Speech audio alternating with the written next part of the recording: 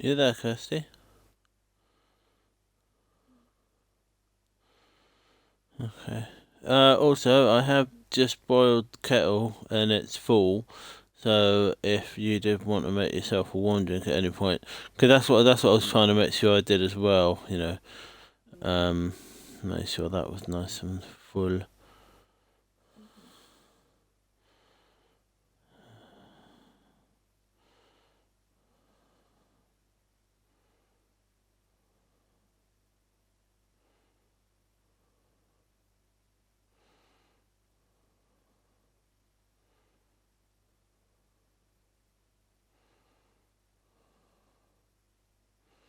Oddly enough, the only thing that's majorly cold on me right now is my feet.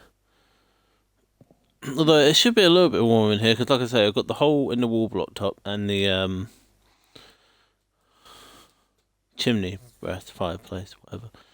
Oh, it's nice having this little hot water bottle here, just so I put my hand on every now and then. Cause until I've sorted out my status, once I've like started gaming, then I'll put some cream on and put the gloves on. But until then, it's nice to have this here, just to keep my hands warm. 'Cause if they go in warm, there's a chance they'll stay warm, as opposed to they're cold, then putting on. It's kind of like eat before you're hungry, refill your car before it's empty, make it warm before I put them on. It's kind of like my hands are going into a thermo flask actually.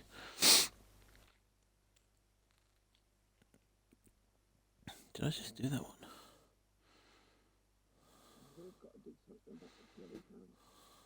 Why?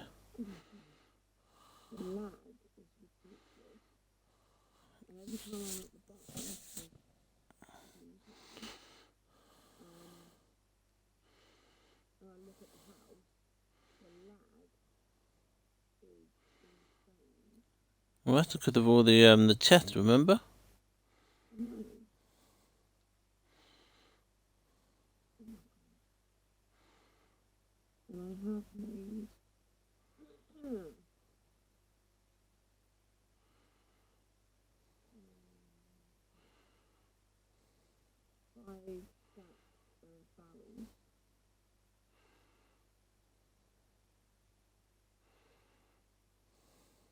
Okay.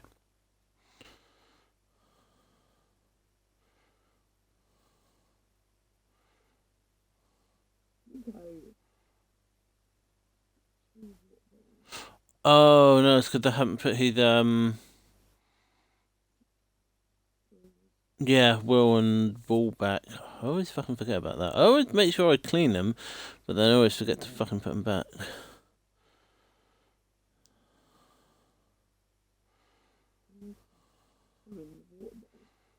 I know.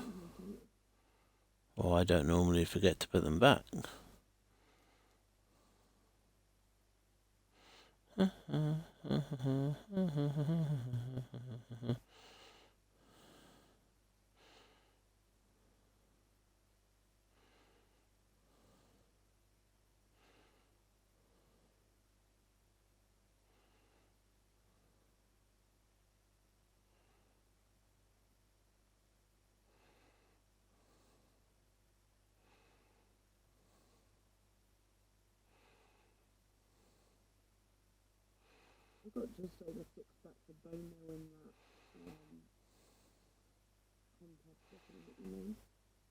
Yep. Well, it works.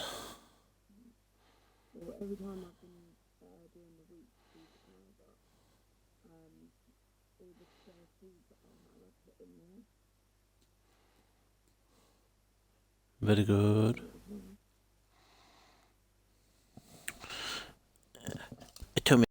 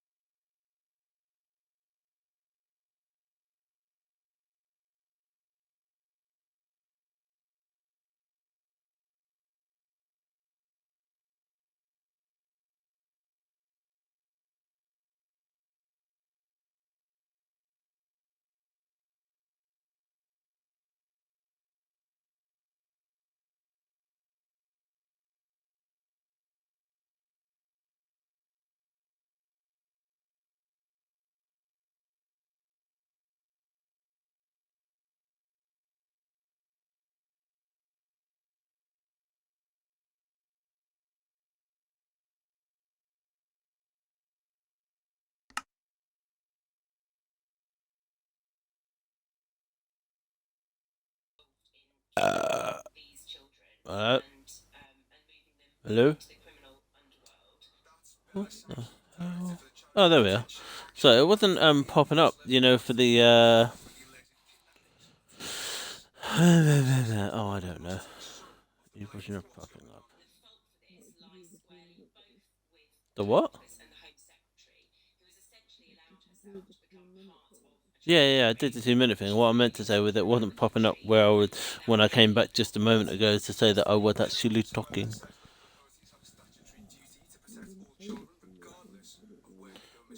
I did. I said 2 minute. That's all I said. I just said 2 minute. Oh, okay.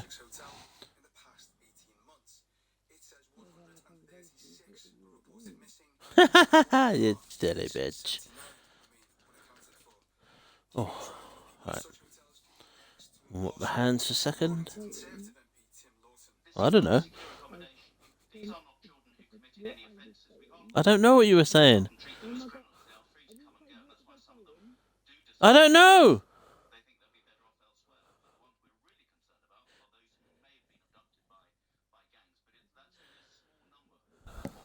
Yeah, you are testing.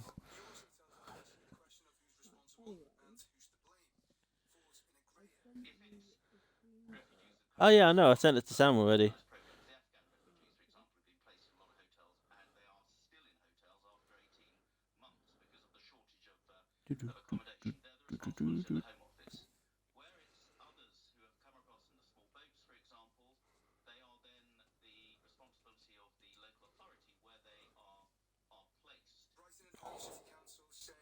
Oh, that's lovely.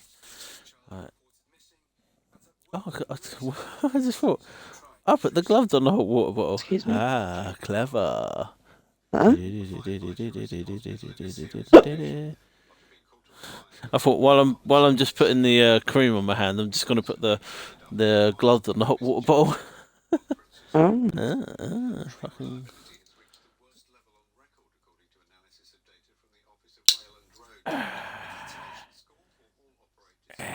Come on.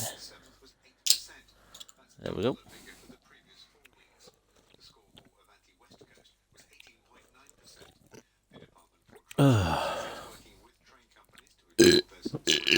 Can't believe all that hours of hard work all just gone. What are you banging on about? The barn. Oh. Taking it down.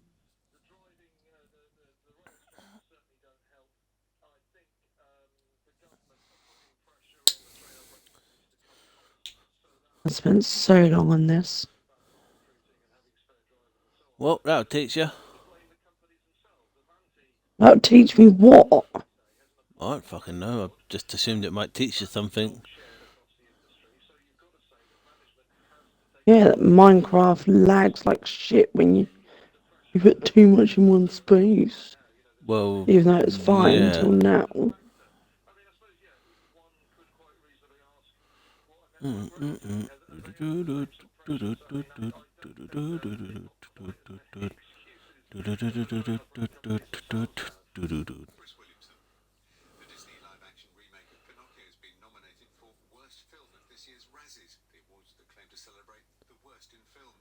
At least all this wood that I'm Oh dear. tearing down can be turned into barrels, I guess.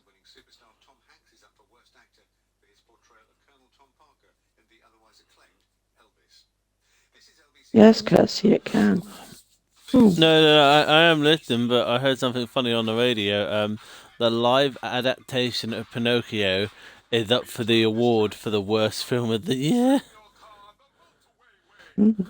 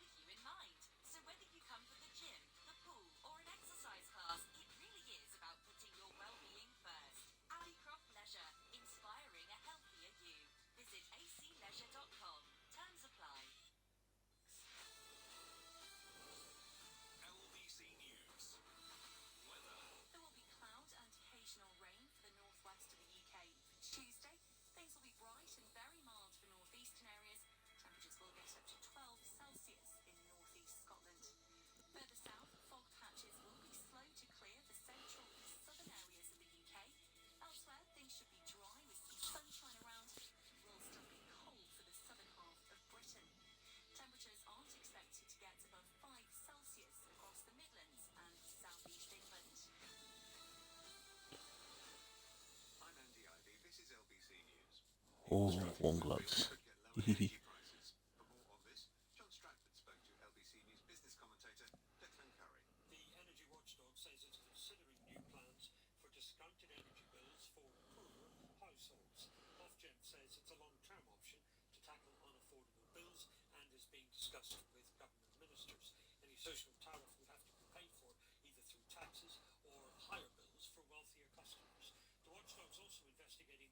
Oh, you dickhead. Alright. Yeah. Why did you say Fucking hi? lag is pissing me off. Oh, right, that. Because it lagged and I fell off the building. Well, you have lag generally on your console with everything. No, I It's not, don't. It's only when I'm near the house. no. No, I meant just generally, like, because when I played PUBG, there's a few times where I played PUBG in there, and like I'm turning to try and do things, and it's like that's why I could, when we play Erangel Mm. on PUBG, you know the little pre-game lobby where you make that little jump. Hmm. I have to time it differently when I'm in there, as opposed to when I'm in here. Because there's a tiny bit of lag, so you just have lag generally with that console. Well, the only difference is the TVs.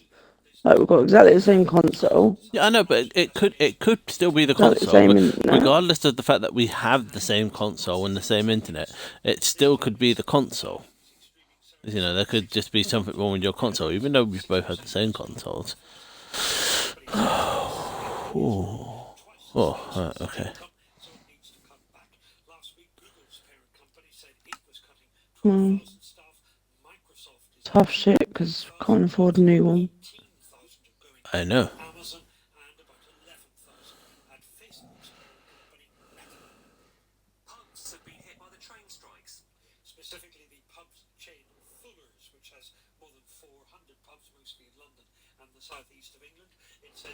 Ooh, put this up. Forgot about that. Yeah.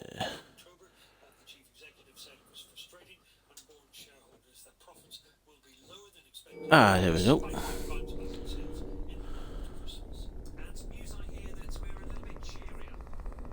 Because every time I look at the fucking house, I look away from the house, absolutely fine. Look towards the house, oh my god.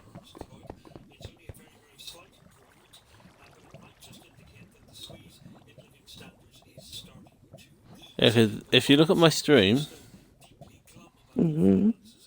I'm holding it constant. I'm not moving, and you see every time I get towards the chest, it goes a little bit. Yeah, See, nice and smooth, nice and yeah, smooth. that's what it's doing to me. Chest, it goes.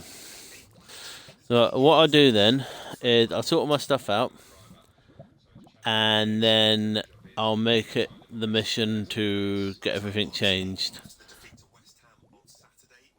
Hmm.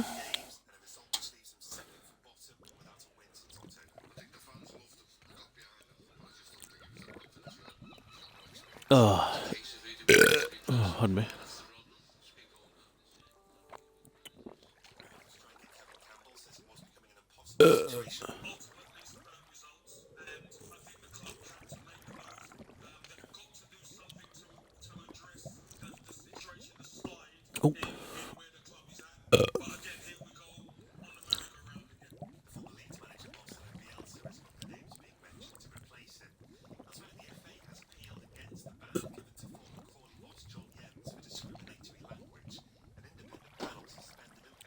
Oh. Pardon me.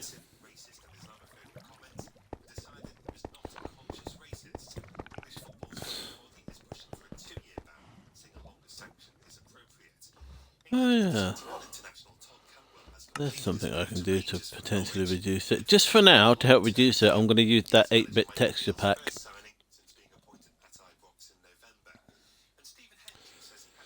It might look a bit for the moment, but it'll help reduce the lag in terms of things loading in because there'll be less texture to load.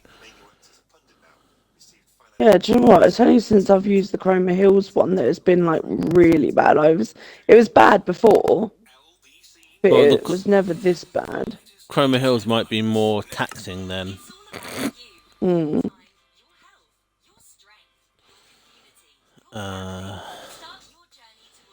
But no.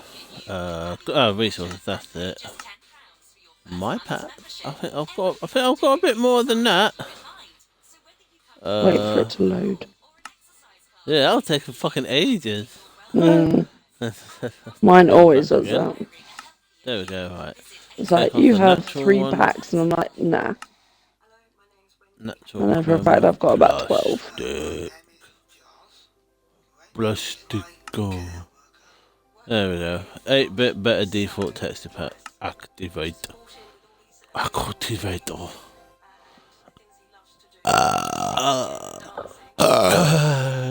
Pardon me.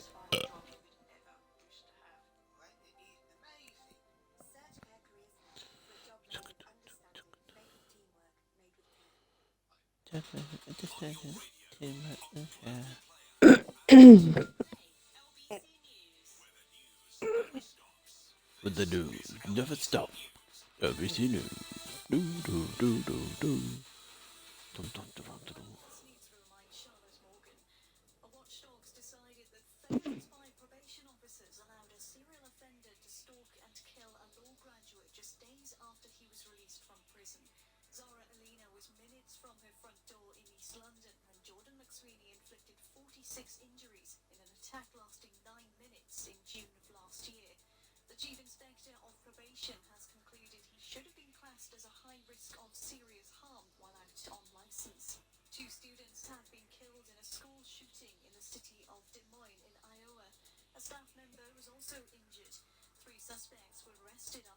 Oh no, Emily's horse is running away.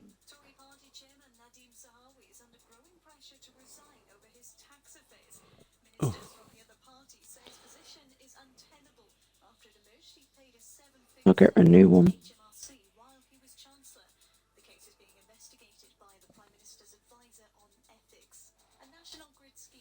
Oh, you stupid. There we go. That took a long time. So the video settings are also low.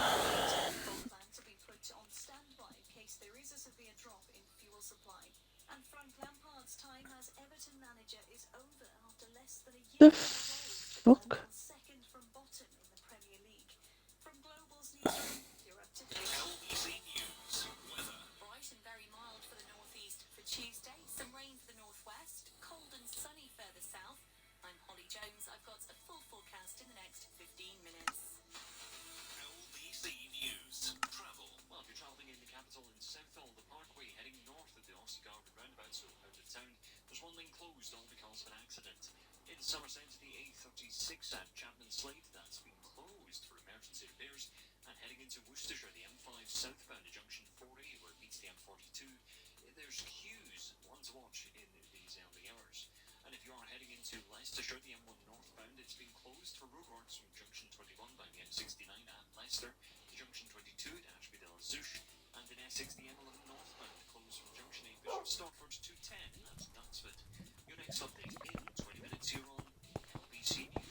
Oh wow, this is so much better.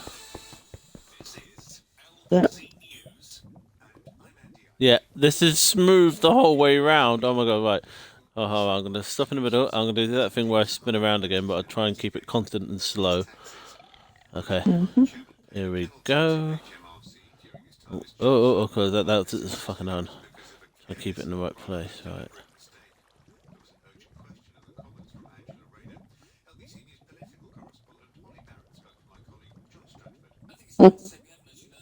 Nice.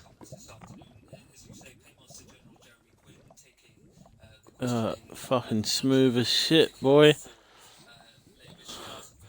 All I've done, I've changed the texture pack, and you remember that thing with the frame rate? I've changed that. I think I put it down to like 30 or 40.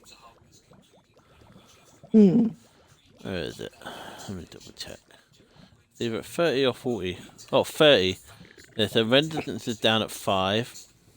Frame rate is 30. Anti-aliasing is on 1. Fancy leaves off. Fancy bubbles. Render clouds. Beautiful sky. Smooth lighting. Fancy graphics. That's all off. and now it's quite smooth. But obviously this is only good for this texture pack, and I don't really want to continue playing in this texture pack. You know, I don't mind, you know, while I'm not really doing anything major, but yeah.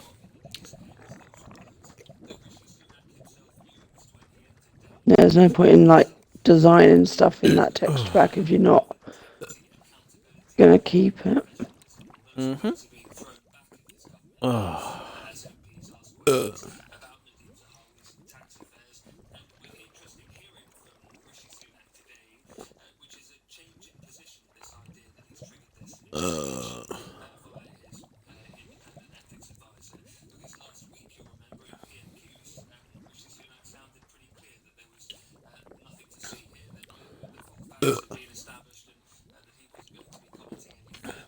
Oh no.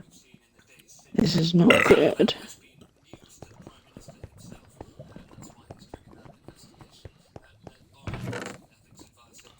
Ha! The bone meal looks like a piece of popcorn that's just popped. Look. Oh, it's like popcorn. Jesus. Oh dear. Oh no. There's pillagers.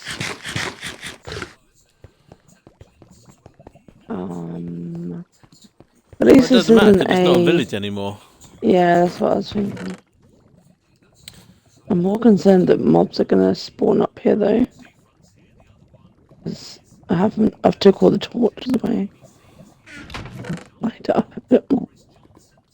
Okay, the pillagers have disappeared. I think they dropped down, possibly.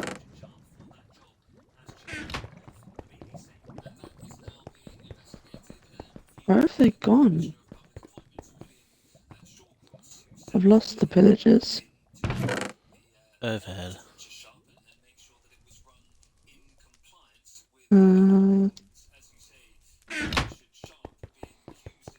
Yeah, I don't know if they despawned or what. They might have. I do not see them.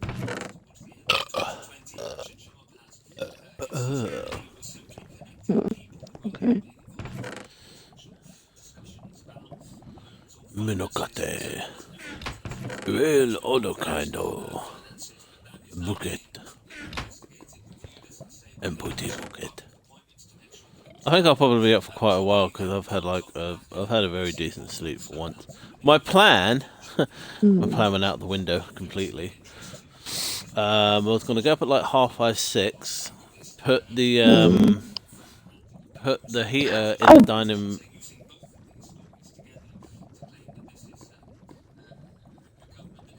What? I'm sorry. What? I just remembered you asked me to either put the slow cooker on high or put it on low before I went to work, and I didn't because I completely Low? forgot. Yeah, I should have put it on low. You did. No, I didn't. Did you not? Oh, I thought I No. put it on. Oh, so it was on medium the whole time. Yeah, I didn't do anything with it. I completely forgot. I'm sorry. It doesn't fucking matter now. Oh my god, that's what you were about. Fucking hell. Well, because it matters to me. You know that. Well, it don't matter now overall. Now I forgot what the hell I was talking about because you mentioned something that really doesn't matter anymore. It's already been. Oh, bloody hell, woman. That's what you about. Fucking hell, at least making something worthwhile. Oh. You were telling me about your plan. You were going to get up at 5, 6-ish. 5:30, 6. Just put on the heater. Then, yeah. Oh no, I slept.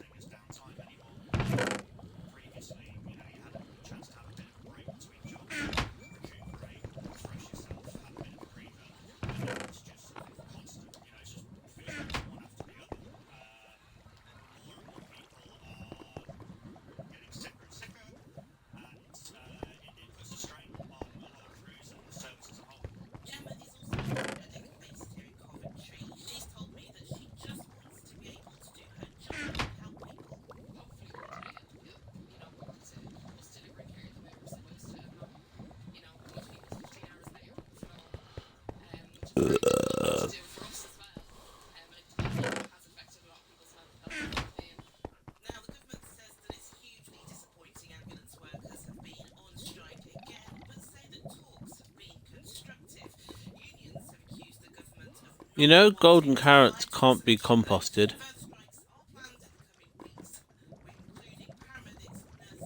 Okay. Okay, because you put some into the chest above the composter hopper thing. I wouldn't have put golden carrots in there. Well, I've never even had golden carrots, so Maybe I accidentally put them in there. Excuse me. But I wouldn't do it on purpose because, you know, they're handy to have.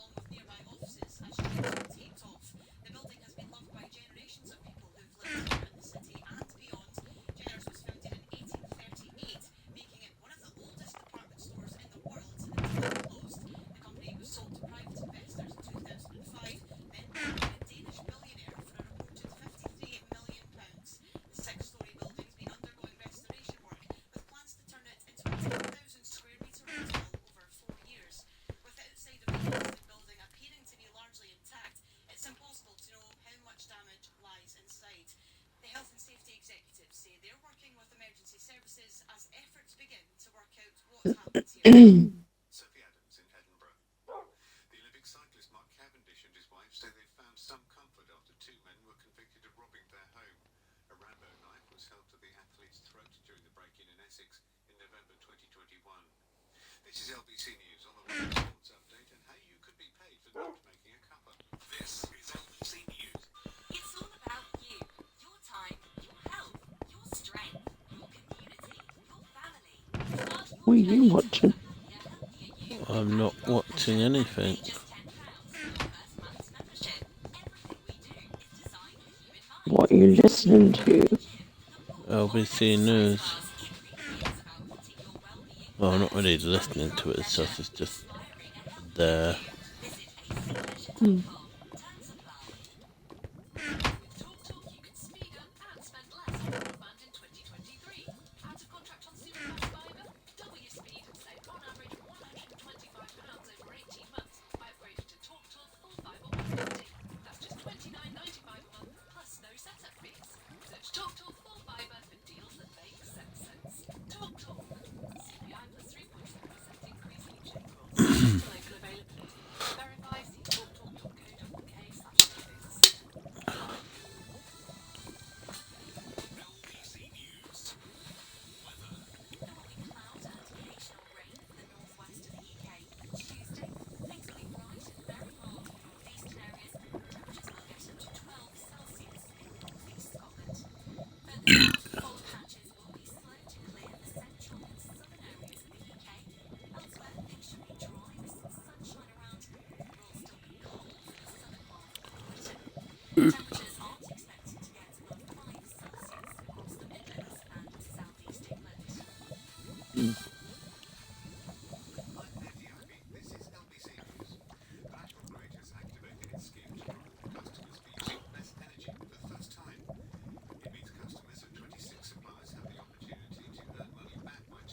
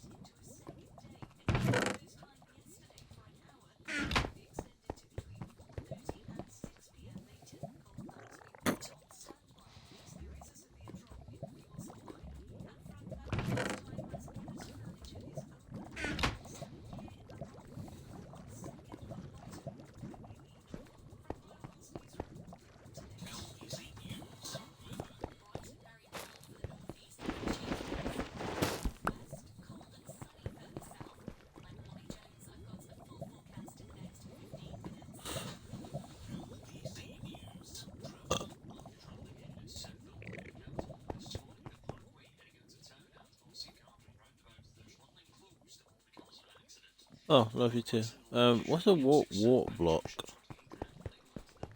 Is that like Hmm? the leaves? Warped block.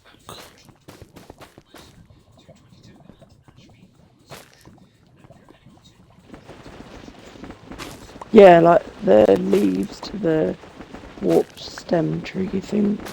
Oh, okay.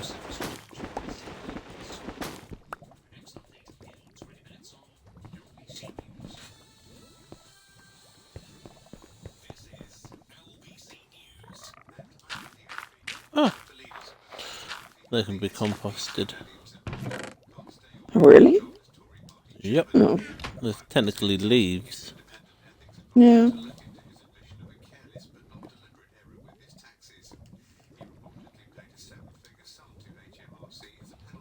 What? That makes no sense that you can't put a raw fish. I get cooked. Actually, no. You should be able to put cooked or raw food in there. Hmm. Stupid.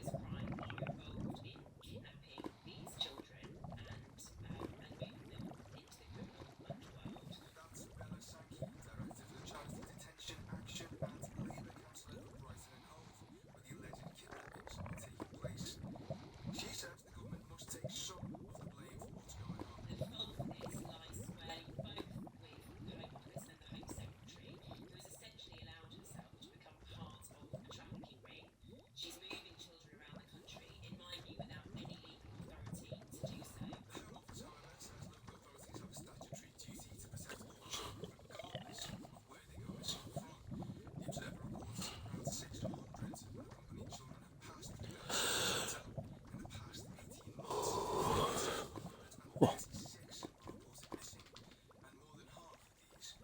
Still warm.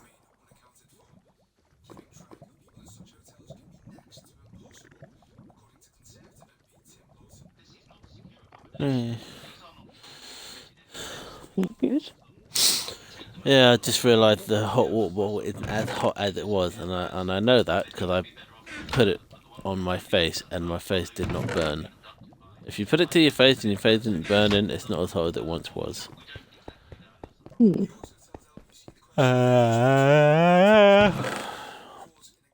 Mine's still super hot for me, but that might be because I'm more sensitive to the heat. Yeah. Which is odd because I definitely like put less water in yours. Mm. And that was only because I thought, well, one, because you are sensitive to the heat, and two, because you might not even want it anyway. So, it's just sort of like I literally just thought of it last minute. I'm like, I wonder if I've got this water in here. There's not enough to do two as full as I would normally do them if I was just doing them. But I thought, let's just do your little one then. Do you know where the prismarine is? I don't often put prismarine away. Oh my god, you're useless. Fuck off. It's in. I know where it is, but I'm trying to think of how to explain it. So What is down it next the. to?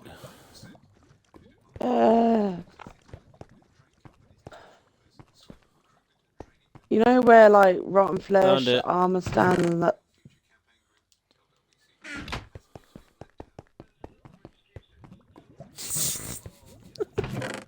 It was taking so long, I just ended up finding it.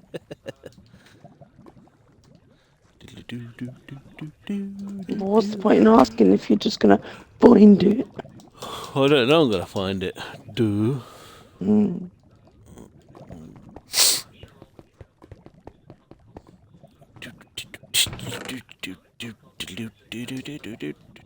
Oh, never.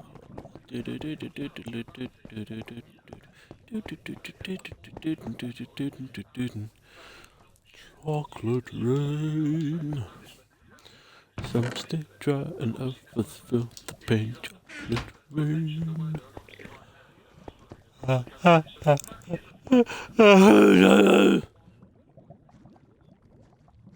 Sugar cane. Oh dear.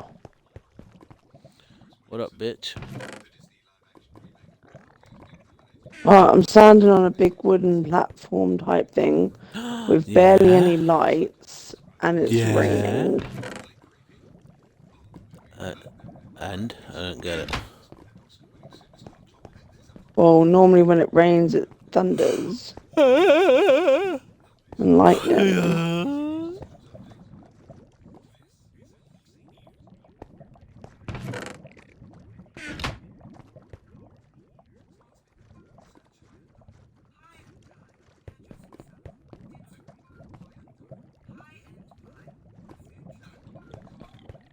Not gonna lie, I'm struggling to keep my eyes open right now.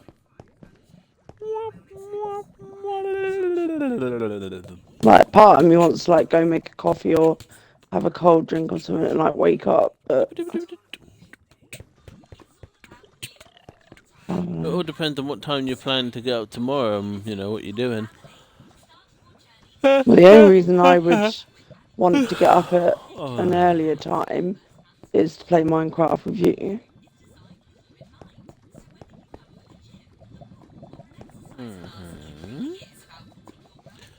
Yep.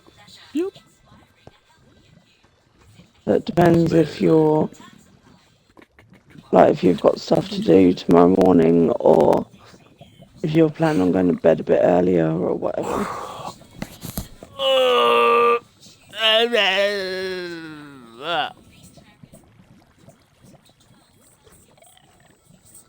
Oh.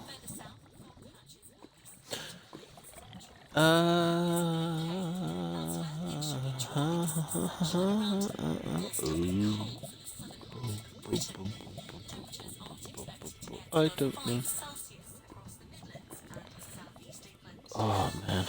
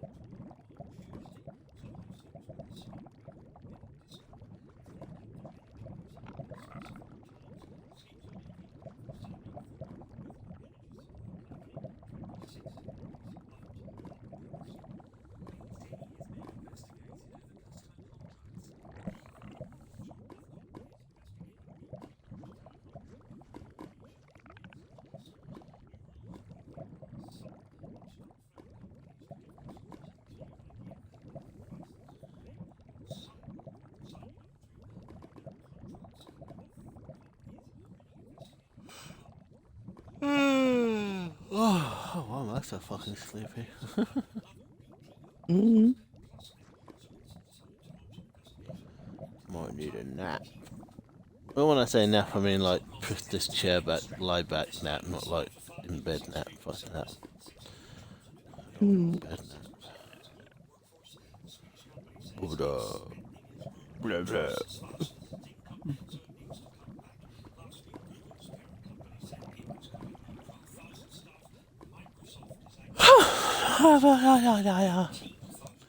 Right, where the fuck are Streamlights? Fucking dickheads. Where are you? An easy one. Hmm? An easy one. An easy. Where are Streamlights? An easy one. What? It's an easy one to find. Okay, well tell me where it is then. Underneath torches. Oh. I know where they are. Alright. Okay. Oh, la, la, la, la, la, la, la, la. Oh, la, la, la, la, la, la, la.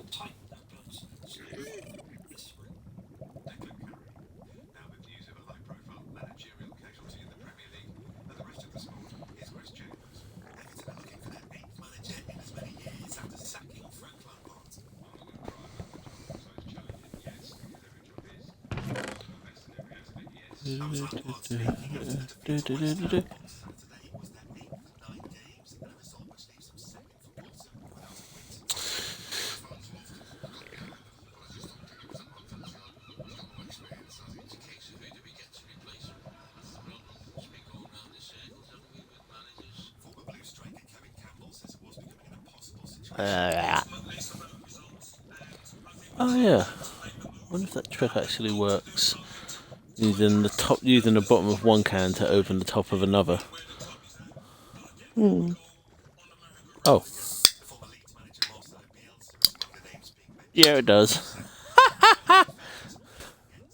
Oh, that's cool. That's very cool. I'll have to buy a can of something I'm never going to drink, like coconut water, and I can just always keep it nearby.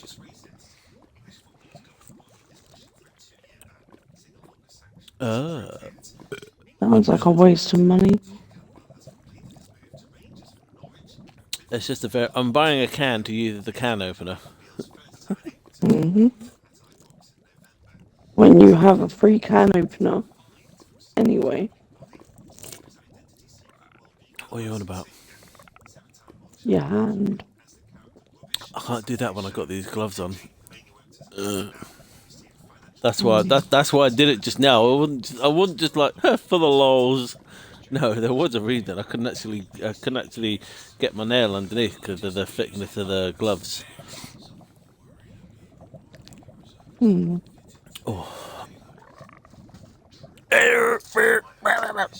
Fuck off. Caffeine doesn't make you feel awake. Why? Well, I don't know why, but it doesn't make you feel awake. It just stops you from feeling tired. That's different from feeling I'm awake. Ah! It doesn't do that. It just it prevents you from feeling. So if Hmm. you're, you know, if you're not like mega tired, but you're not mega awake, it's not gonna make if you're like on the in between, and you want to feel more. It's not gonna make you feel that way. It's just gonna stop you from feeling tired. So you could potentially still get tired, even if you are already not tired. Mhm. Battle. Ah, there it is. Where is the Balsad Perizori mushroom?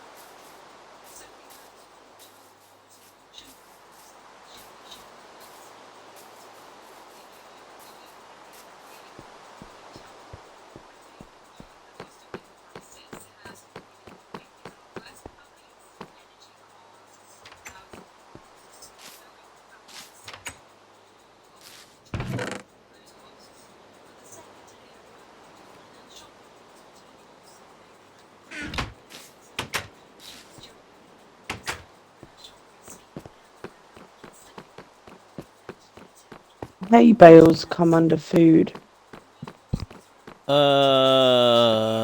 I think so. Yeah. No.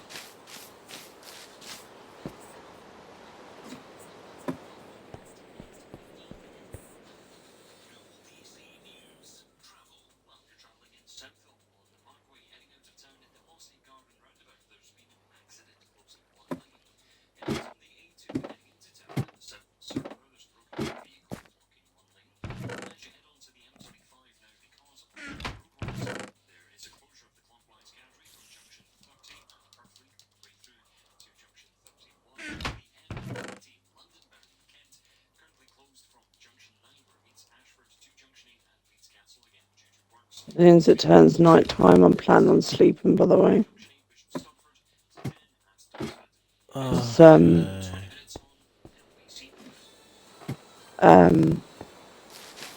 that would have been like 3 or 4 nights that we haven't slept. Okay.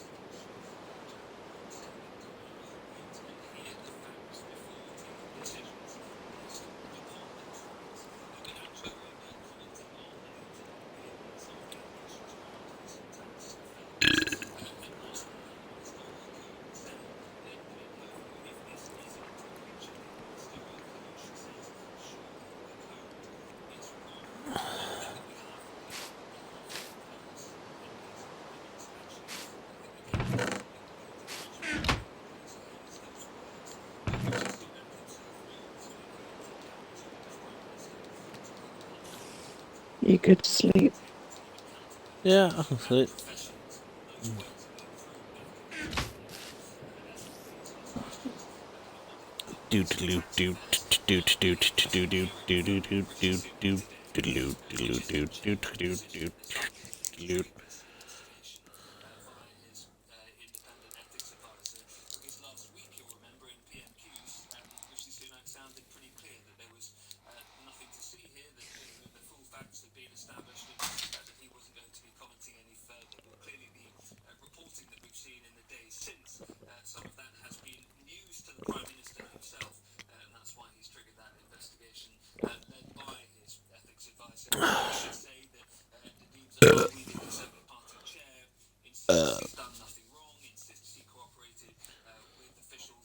Good old Louis. Yeah.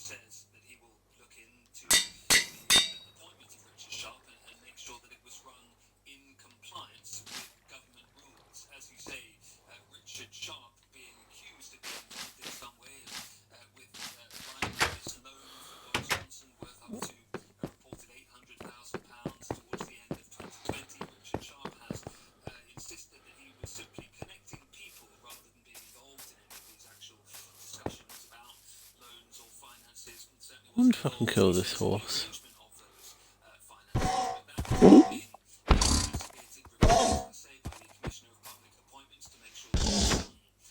What horse are you killing? It's a skeleton horse. Oh. Why?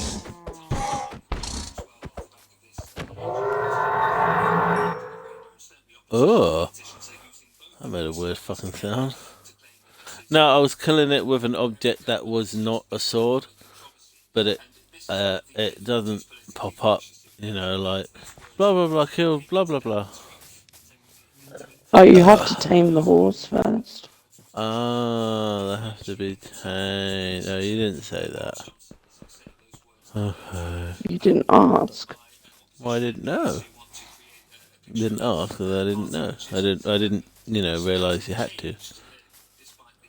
Can you type something into the chat? Because the text, like, it went weird. I don't know what did I do? Oh, I made it go flat for a second. I made the tablet flat for a moment because I had to try. No, not in. Oh, you mean in the... You fucking moron. My Jesus brain's not working, I'm tired. Christ.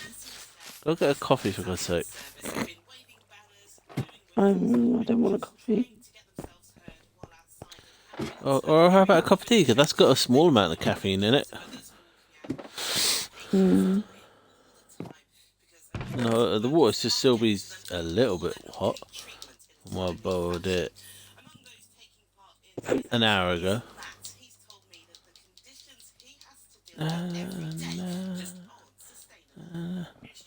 Hi, you gorgeous man.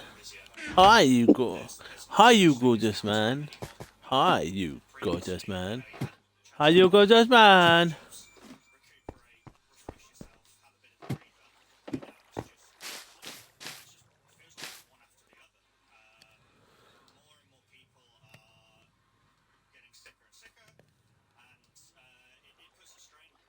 I think it's like the warmth from the heater and the hot water bottle that's making me feel sleepy. It's all warm and cozy in here. Yeah.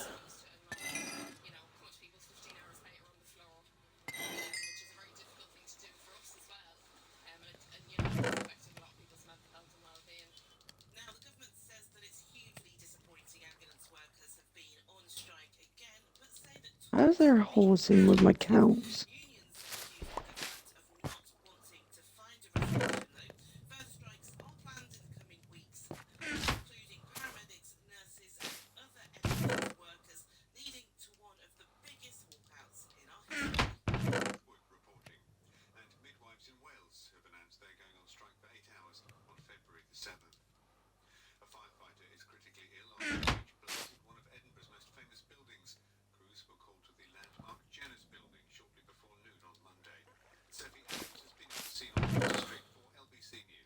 Fire crews are still here outside the former department store, still damping down the sites after bringing the blaze under control. A smell of smoke hangs over the capital hours after black plumes were last seen billowing into the sky.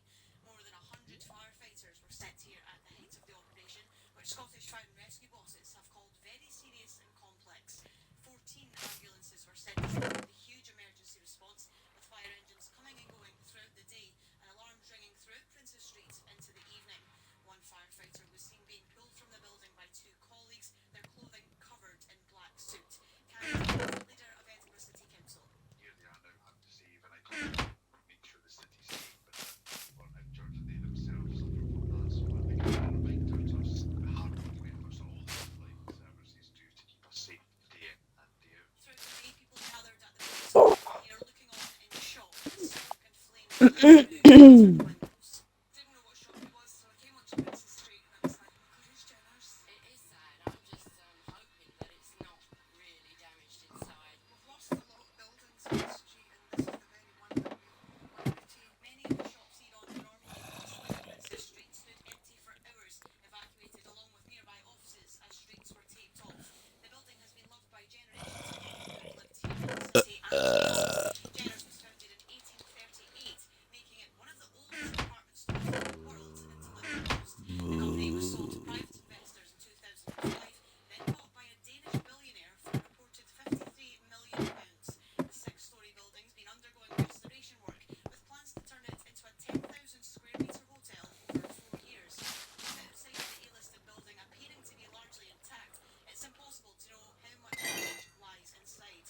The health and safety executives say they're working with emergency services as efforts begin to work out what happened here. Sophie Adams in Edinburgh. The Olympic cyclist Mark Cavendish and his wife say they found some comfort after two men were convicted of robbing their home.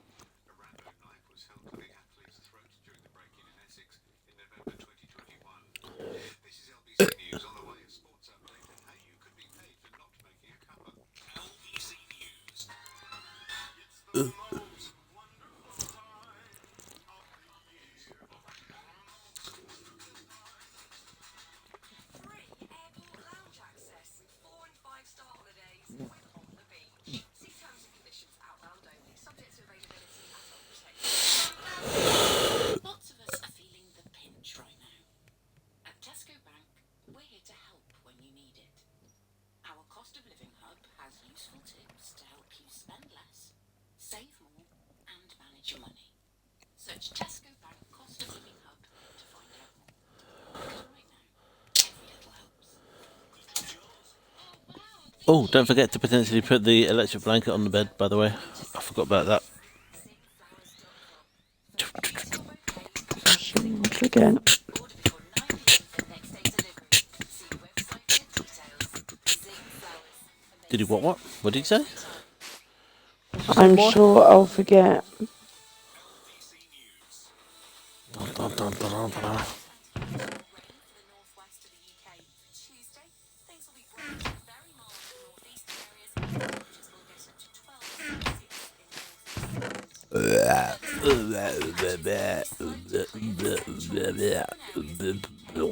Elsewhere, things should be dry with some sunshine around. Will still be cold for the southern half of Britain. Temperatures aren't expected to get above 5 Celsius across the Midlands and southeast England. I'm Andy Ivy. This is LBC News. The National Grid has activated its scheme to reward customers for using less energy for the first time. It means customers of 26 suppliers have the opportunity to earn money back by turning off appliances during the evening peak on Monday. And the so-called demand flexibility service could be in place again on Tuesday afternoon from 4:30 until 6. Dr. Steve Buckley, head of data science LBC News how the service works. You're notified about a day in advance that there's some congestion on the grid, peak demand, and you're offered an amount of money. If you reduce your usage compared to your average use at that time, you'll get paid. So, for example, if a household normally uses about a kilowatt hour per unit of electricity between 5 and 6, and they put that down to half a kilowatt hour, they'll get paid a certain amount of money for that. And we see customers getting anything from a few pence up to several pounds per event. Is there anything you can do if your supply is not part of this?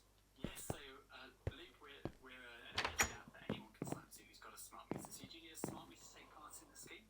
But if your supplier's not offering it, or if you're not happy with the scheme that your supplier's offering, you sign up to companies such as Luke, and you can take part in the events going forward over the winter.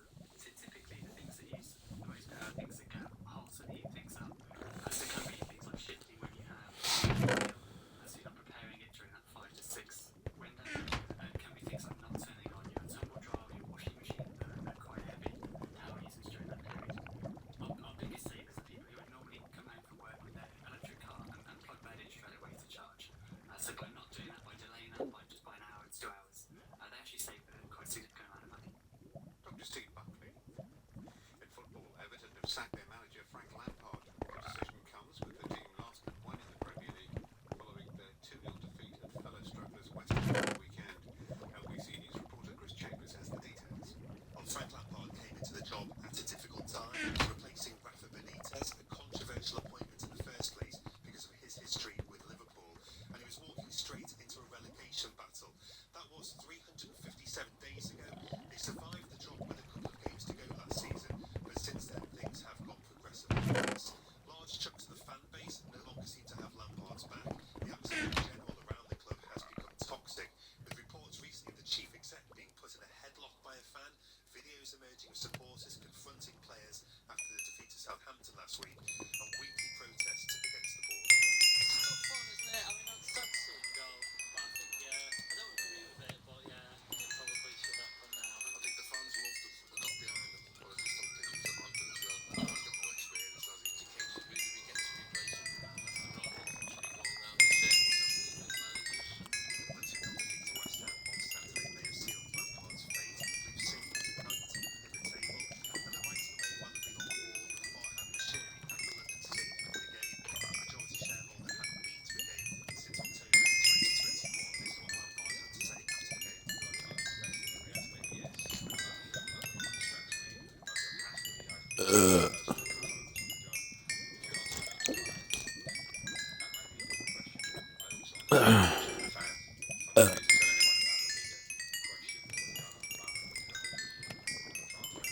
Well, this is a decision that's been made based on what's happening on the pitch. There's a very real fear that Everton could be relegated and join bottom of the Premier League with just 15 points in 20 games. They haven't won in their last 10. They lost 4 on the bounce at home. The last win to the 22nd. The main man for Carlton was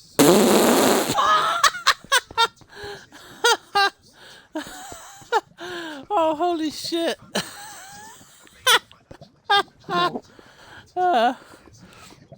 I did the Furnace XP glitch, and I've gone from 50 to 75. I've only done it for a few moments. I wonder if I did it with you, if you were standing in front of the furnace and I did it from a slight distance. I wonder if that, if it would work in terms of you getting it. Can we try it? If you're nearby. Farhad Bashiri looking for his 7th manager in 7 years at Everton. He joins a list that includes Rafa Benitez, Carlo Ancelotti, Ronald Koeman, Marco Silva, Sam Allardyce, and Roberto Martinez. They've all tried and failed. Ancelotti chose to leave his job. This is what Bashiri has spent £40 million on paying off sacked managers. It's not going to get any easier for whoever takes charge either. Next Whereabouts are you? against runaway leaders. Storage room by the furnaces.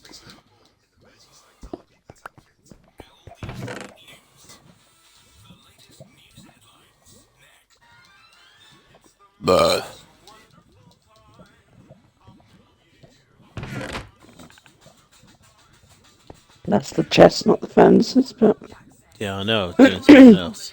Right, stand directly in front of the right furnace.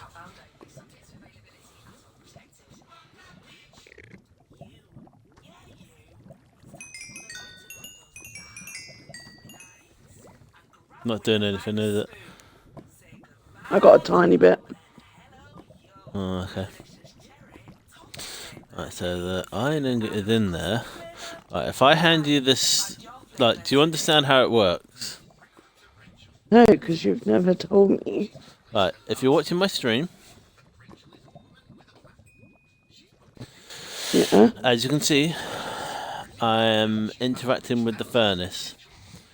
There is one iron ingot in the furnace. Don't take that out, otherwise we'll have to find more raw iron. But basically, what I'm going to do is I'm going to hover over the stack of 64 in my hotbar.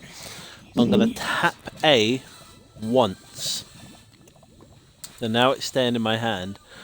While the 64 stack is in my hand, I'm going to hover that over the single stack, over the single one that's in the furnace, and I'm going to press A once. And now you can see they swap position. I'm going to press A again.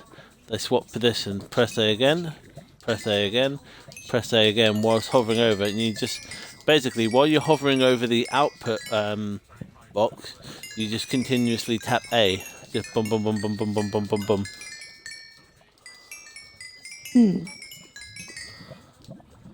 And I've just gone from 75 to 79. So what I'll do is I'll hand you the stack, which you should pick up, and then so what level are you at now? 27. What, 7? 27. Oh, I thought you said 97. I was like, what the fuck? Not quite.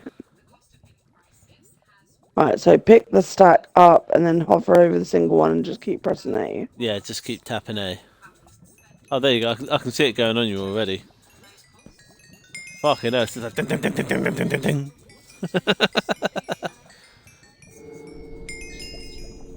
And then when you want to stop, just slow down and then just single tap A until you notice you're holding the stack of 64 as opposed to the single ingot.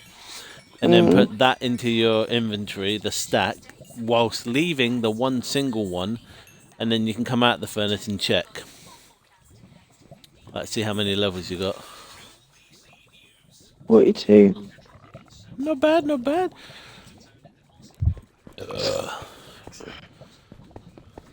We could just leave that one like that, and that'll be the XP furnace until they patch this. Alright.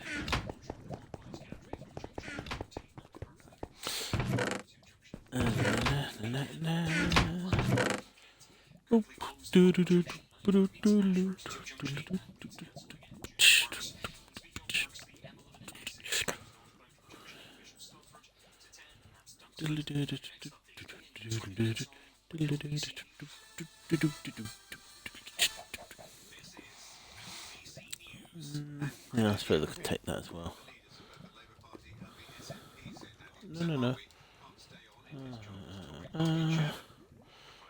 It's massage. It's massage. There we go. That's enough. That's enough for a double chest. I think it's just. I think I've just got one double. Are you still doing it? Oh, you put a sign there. Don't remove the. I did.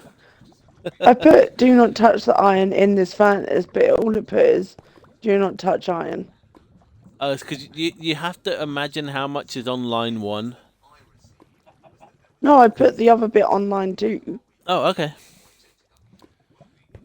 That's Yeah, just being I don't stupid. like the way they've changed it. It's still not how it needs to be. Oh shit! Ooh, before I do that, I need to change. I need to remember when I'm like running around and doing stuff. I can have the render distance super low, but when I'm flying, the render distance needs to be high. Otherwise, things don't load in time. Alright. A moment. What are you doing now anyway? Apart from staring out that window. I'm just waiting for that area to load there because that's where I'm flying. I'm going to the iron farm / mall because I know. Oh, I should probably take another silker box. And maybe sleep. Well, I mean, it's the morning. Oh no, it's just daylight. It's Yeah. just gone day. I thought it was going night. Silly Billy. And 'cause I know there's some random crap at the iron farm, and I know I've also got another chest full of random crap just inside the mall. So I just want to get those and sort those out, and then I'm gonna start work on changing the chest to barrels.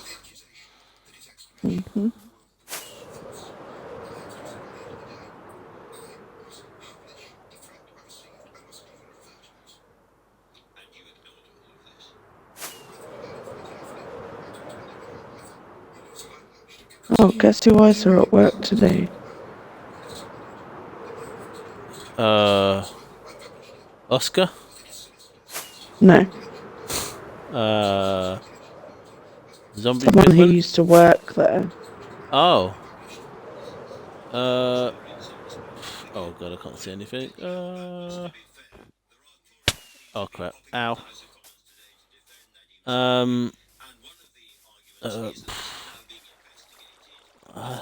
I don't know. Nicola. Oh. That's very awkward.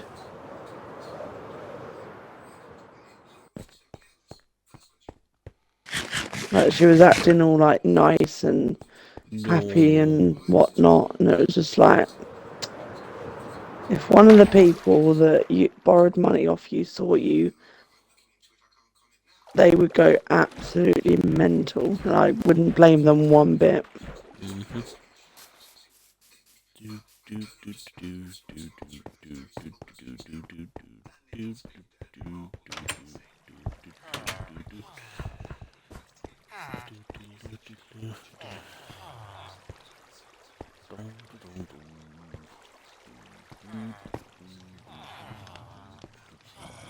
I should probably sort it down.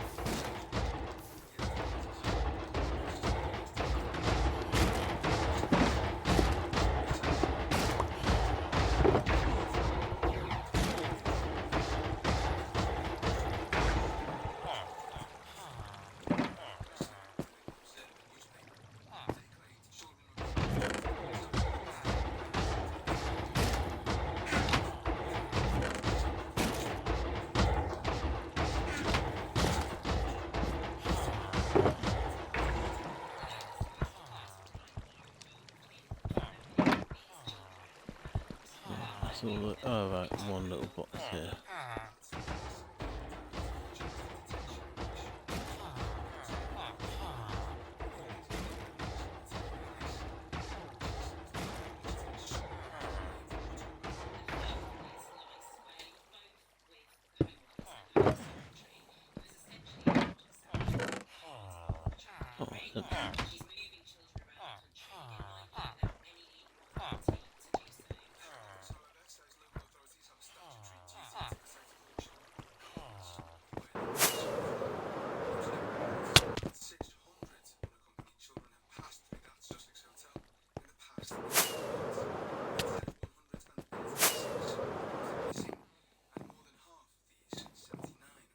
The fuck?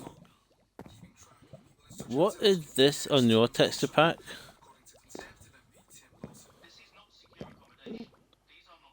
What the? What the fuck?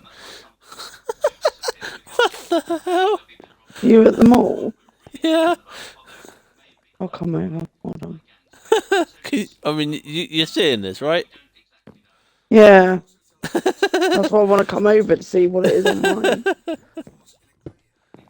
Oh dear.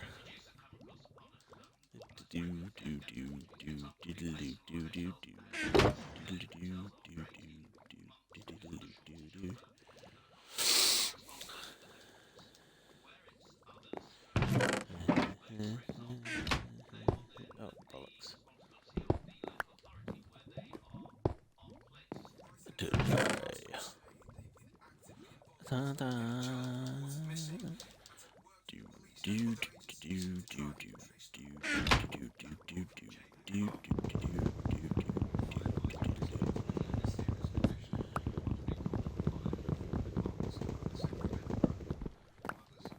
Oh, it's gone to normal now, and I think it's just the clock.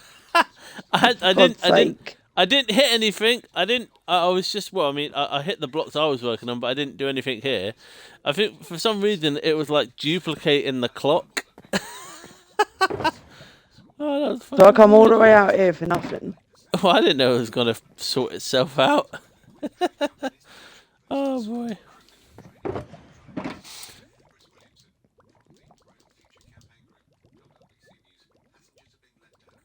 There we are.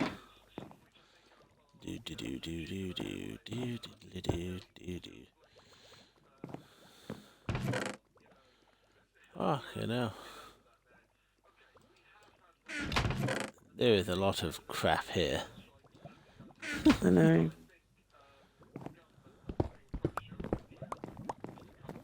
Alright.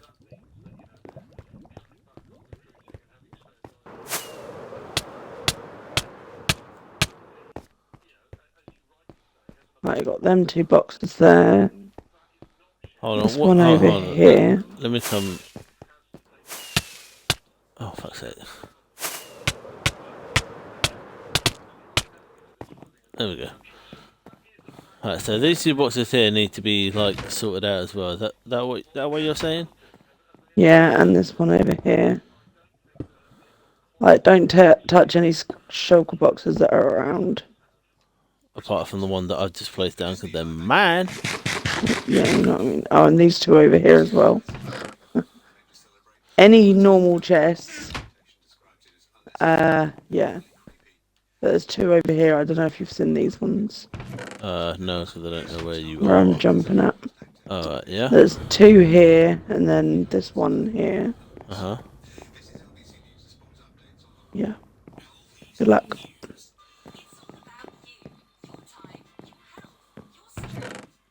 I love you. Love you too. Oh.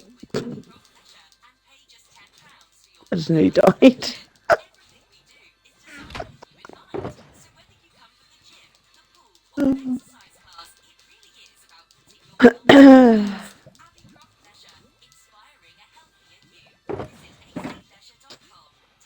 Oh, I think I need to go to bed soon, but I really don't want to.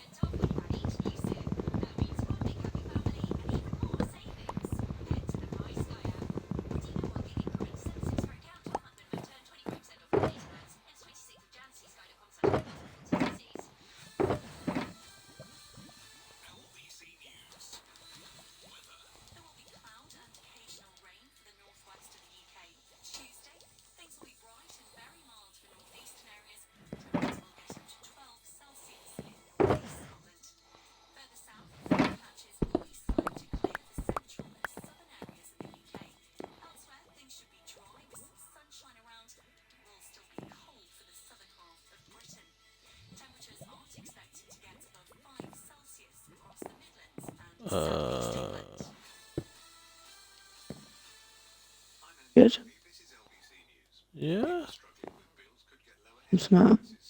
Oh, the brown shulker bots, it like glitched out and disappeared for a moment there. I destroyed it and it just sort of didn't appear anywhere. Right, I've got rid of the 2 double chests by the door. The one that was on the left, that was mine, and the other one that was above, that was a random, I guess. Mm-hmm. So I've only got. I didn't realise I was going to take any of this stuff as well, so I only bought 4 shulker boxes. But okay.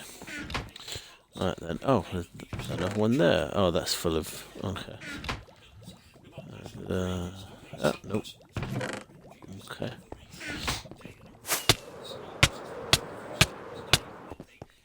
Yeah, let's stop doing that. Some households with a smart meter will get a discount if they cut their energy use 6 times. Schemes only available for September with competitors. 6 suppliers operate the scheme. BT is being investigated over customer contracts. The phone watchdog Ofcom is investigating BT, British Telecom, over the information it gives its customers. New rules brought in last summer instruct phone companies to give customers a clear idea of the price they'll have to pay and a summary of what they're signing up to in their contracts. Ofcom is already investigating The fuck? operator EE, What's up? which is owned by BT. I keep randomly taking damage for no reason whatsoever. Decided to launch an investigation into the entire BT group. More news today on Like literally, there is no reason I should have took damage just then. 600 jobs are to go there. That's 6% of its Mm. The Swedish company says its spending is growing twice It happened like so it needs to cut back. about 10 minutes ago. I was just walking along, I took damage. Microsoft is axing 10,000 jobs, 18,000 going at Amazon, and about 11,000 at Facebook. pubs have been hit by the train strikes. Specifically, the chain Fuller's, which has over 400 pubs in the southeast of England, says the train strikes have caused sales since the start of October. The chief executive said it was frustrating and more shareholders than profits. Lower than expected. So, sales in the run up to Christmas. And news I hear that we're a little bit cheerier. There may be more of confidence in consumers has improved for the first time in 15 months according to the Economist report. It's only a very, very slight improvement, but it might just indicate that the squeeze in living standards is starting to ease. But the bulk of shoppers are still deeply glum about their finances. That makes sense. Plans, and many are planning to tighten their belts What's up? still further this spring. Well, I went to the gold farm to repair my axe like I don't know, 20 minutes or so ago. And I killed a load of pigmen. And then I hit the slab and a bunch of swords fell. I went to cut, like, that was a while back, and I've gone to go fix my axe again. And there's no swords in the chest. Or the hoppers. Well, yes, because I sorted them all out When? before I came to the mall. Oh. I didn't know that. Because I knew I had a double chest there, and I didn't know if it had anything random in, so I thought I'll go there and check the double chest. And I thought, well, hang on a second, while I'm here, let's just sort that all out. Oh. I thought might I as was well very while I'm there. confused. That's why the FA has appealed against the ban given to former Crawley boss John Yeats for discriminatory language. An independent panel suspended him for 18 months for making offensive, racist and Islamophobic comments and decided he was not a conscious racist. English football's governing body is pushing for a 2-year ban, saying a longer sanction is appropriate. England under-21 international Todd Cantwell has completed his move to Rangers from Norwich. Midfielders Do do do do do do do do do do do. Excuse me.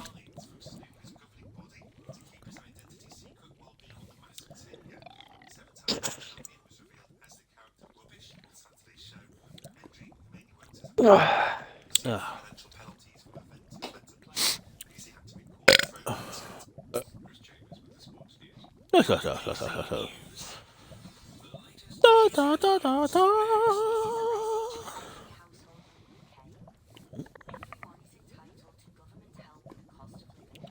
Fuck off.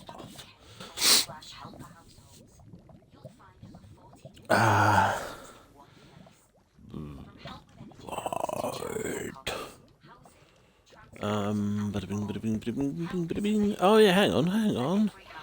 Let's put some fucking chests down, you cocksucker. Sky Mobile, we've got something for the whole family.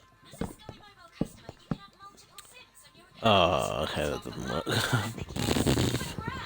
can also share your use data with Actually, I really should probably hold an axe around with me. That would, I don't need my minecart, I'm not using that. There we are. Axe! Right, let's try that again. Oh, yeah. Ooh.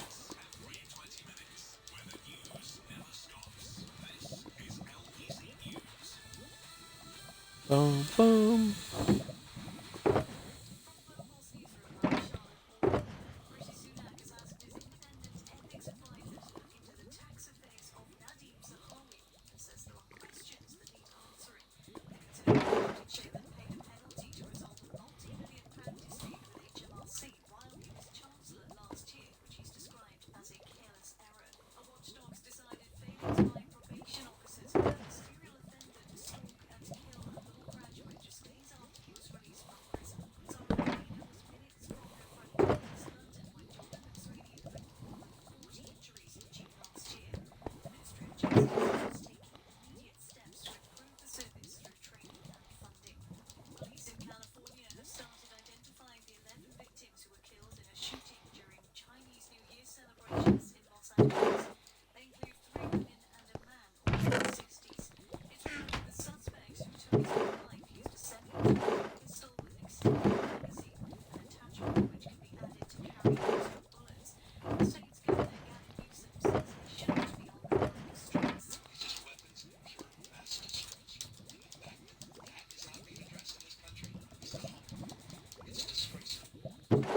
Thousands ambulance workers will strike in the northwest of England today, as well as paramedics and corps handlers.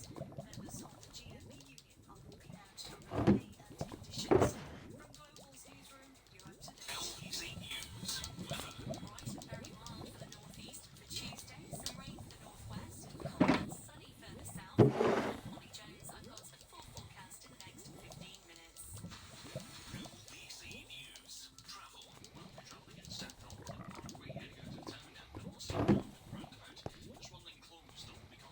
Have you got it on like easy mode or anything? Because I haven't seen any mobs for a very long time. No, it's definitely on hard. Yeah, difficulty hard.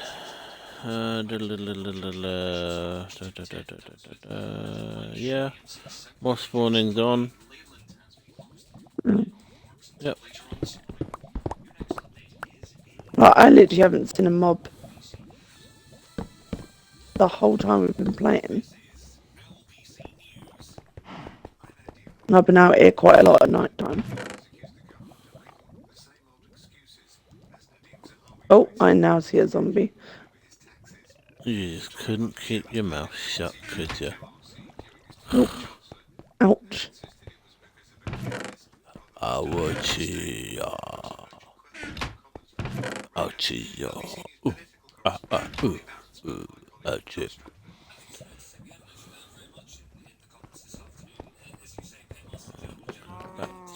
Now I'm getting attacked by a spider. Nah.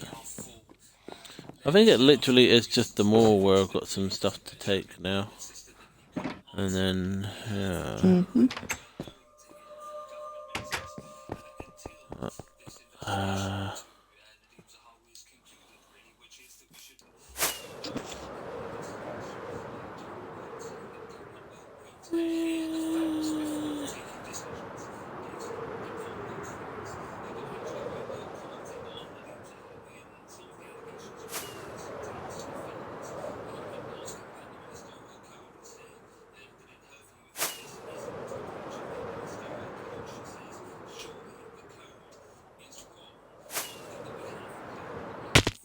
Oops.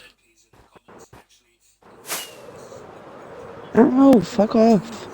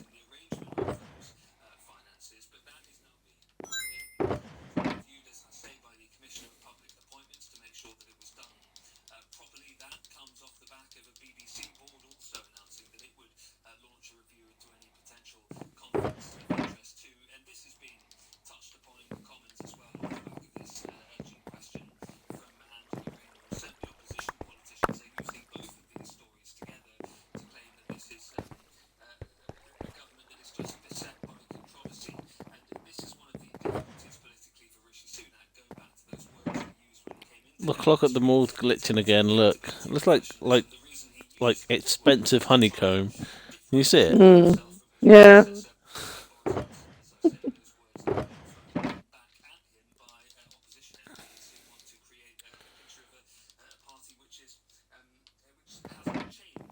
I've nearly filled 5 shulker boxes. Oh, wait, hold on. Yeah. Blimey.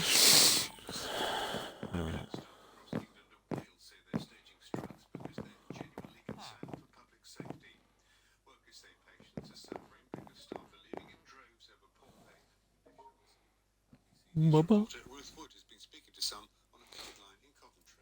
Around 30 staff from West Midlands Ambulance Service have been waving banners, blowing whistles, and just trying to get themselves heard while outside an ambulance hub here in Coventry. They've joined hundreds of others walking out, warning of patients dying all the time because emergency workers can't get to them or they're not getting treatment in a timely fashion. Among those taking part in today's action is Matt. He's told me. So these 2 shulker boxes that have got dye and whatnot in, and a lot of random. They're for my armour stands. Oh, okay. You're just sort of mixing it up a bit. Okay, so don't touch those. Yeah. Okay. Were there any other chests around that I could, get rid of? There's- Sort out? The 3 that are around the Yeah, done those. fountain. They're done. I don't think there are any other ones around, is there? Oh. Emily had What? to put one of her doggies to sleep today. Oh. I haven't asked her why though. Nothing to do for us as well. I'm gonna put and, you know, it has age affected a lot of people's or well-being. illness. Now, the government says that it's hugely That disappointing. that's it's gonna be one of those. Ain't gonna be anything else. YOLO. Let's put a dog down today. Age or illness. Ooh, what's going on here? Oh. Okay. Interesting. Well, that's not going to work, is it? What? I need to take some stuff out. Oh my god. So Can you just about see in the distance that weird looking bit like right in the centre of the screen? That's the clock. I can still see it. Oh no, it's just changed. Look, watch it, keep watching. Boom. That's so weird. Oh, fucking hell. Right. Yeah, I've got to take some stuff away, and I was facing the house, and I could barely move.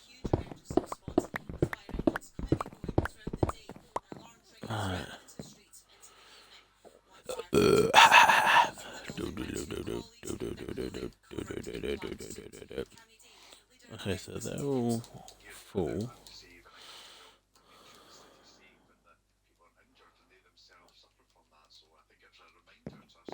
Alright. Oh yeah, stuff here.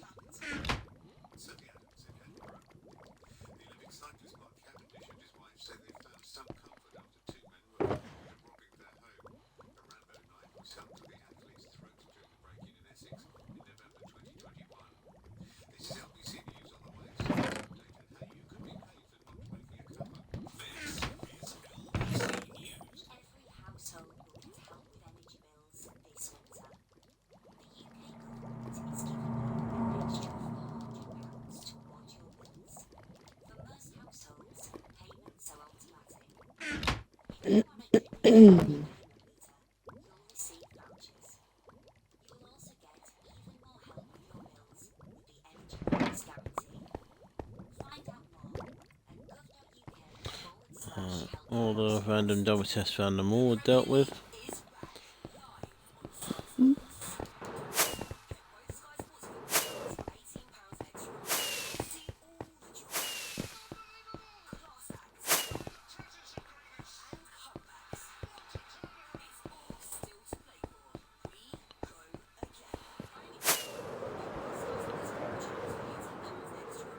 Cancel anytime. Offer ends 22nd January. 31 days notice to cancel. Sky Q requires subscriber code details.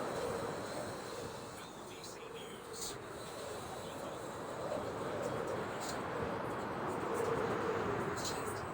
It will be bright and very mild in the northeastern areas. Temperatures will get up to 12 Celsius in northeast Scotland.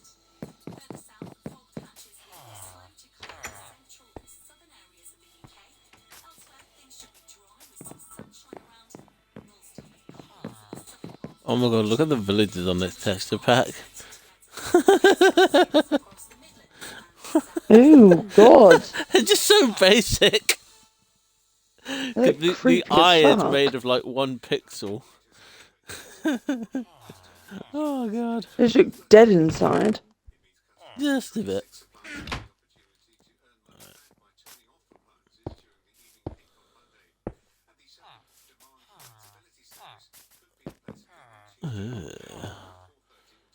Yoop.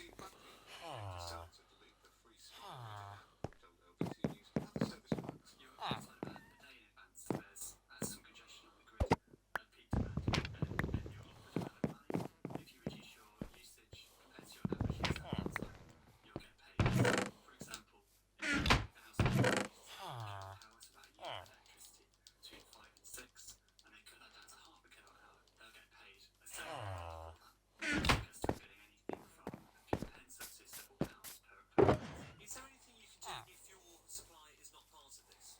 Yes, so I believe we're an energy app that any insights who's got a smart meter. So you do need a smart meter to take part in the scheme. But if your supplier's not offering it, or if you're not happy with the supplier's offering, you sign up to companies such as Leap, and you can take part in the events going forward over the winter. So typically the things that use the most power, things that get hot, things that so it can be things like shifting when you have preparing 5 to 6. Can be things like not turning on your tumble dryer or your washing machine that are quite heavy power users during that period. Our biggest savers are people who would normally come home from work when their electric car is charged. So by not doing that, by delaying that, by just buying power itself, and actually save them a significant amount of money. Dr. Steve Butler. Informed the president of sacked their manager Frank Lampard. The decision comes with the team last but one in the Premier League, following their 2-0 defeat at fellow strugglers West Ham at the weekend. LBC News reporter Chris Chambers has the details. Well, Frank Lampard came into the job at a difficult time. He was replacing Rafa Benitez, a controversial appointment in the first place because of his history with Liverpool. He was walking straight into a relegation battle. That was 357 years ago. They survived the drop with a couple of games to go last season, but since then things have got progressively worse. Not only to the fan base, who can't seem to have Lampard's back. The atmosphere in general around the club has been toxic. There's reports recently that chief executive being put in a headlock by a fan. Videos emerging of supporters confronting players after the defeat to Southampton last week, and weekly protests against the board. It's tough fun, isn't it? I mean, it's sad seeing him go. Yeah, I don't agree with it, but yeah, it probably should happen now. I think well, I just thought he was a man for this. He's got more experience. Education really we get to the problem. It's been going round in circles, haven't we, with managers? The 2-0 defeat to West Ham on Saturday may have sealed Lampard's fate. The Blues sinking to 19th in the table, and the writing may well have been on the wall with Farhad Moshiri at the London Stadium for the game. The majority shareholder hadn't been to a game since October 2021. This is what Lampard had to say after the game. Do I try and do my best in every aspect? Yes. I feel like it distracts me because my job has to be the first person to focus on the job. If you ask me about I said to Emily, Ada Ernest, she said both. She was 13 and thinks she had cancer, which is what caused her to stop eating and puking up everything we tried to give her. Oh, okay. Oh! Average falling. It's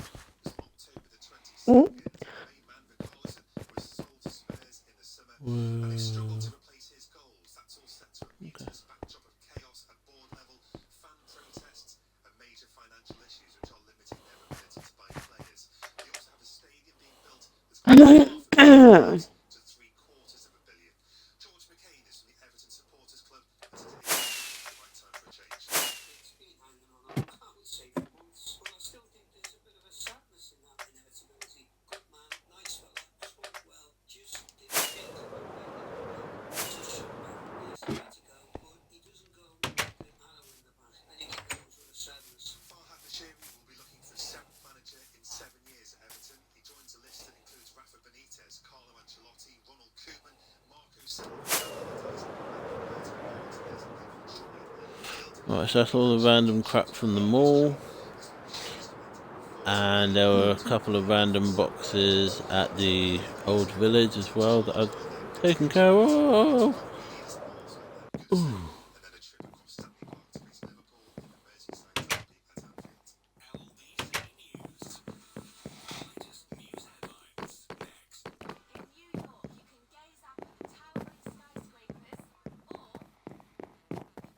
Oh yeah.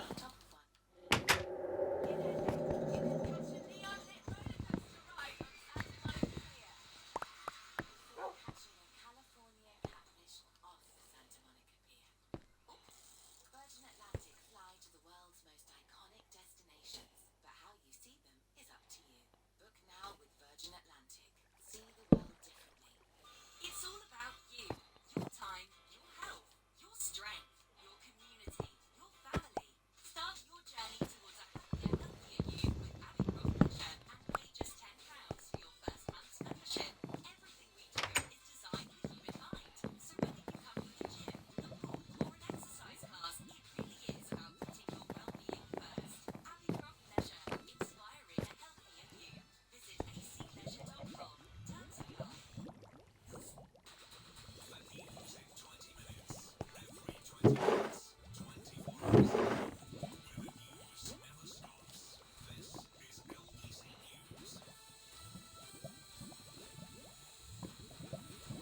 I've got 8 shulker boxes full.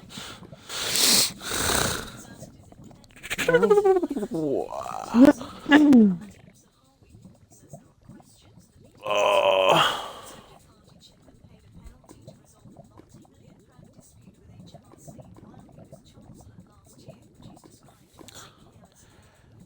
Ma. This isn't even lukewarm anymore. Fucking hell.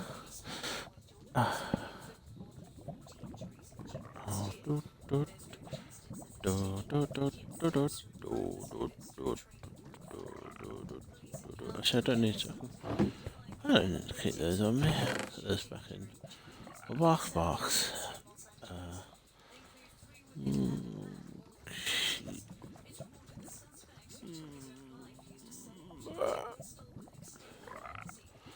So I'll keep a stew on me. Yeah. Oh.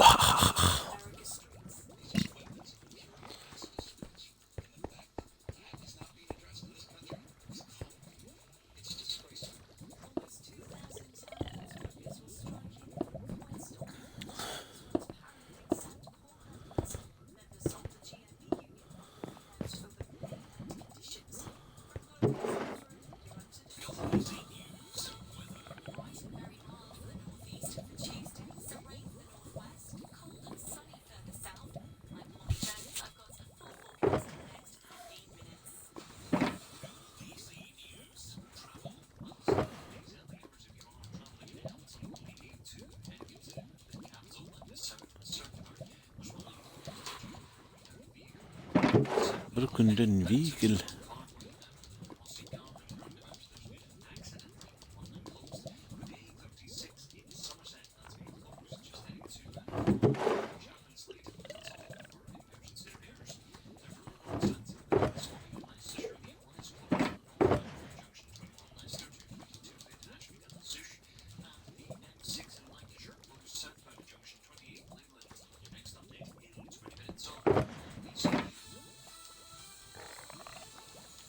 LBC News and I'm NDIB.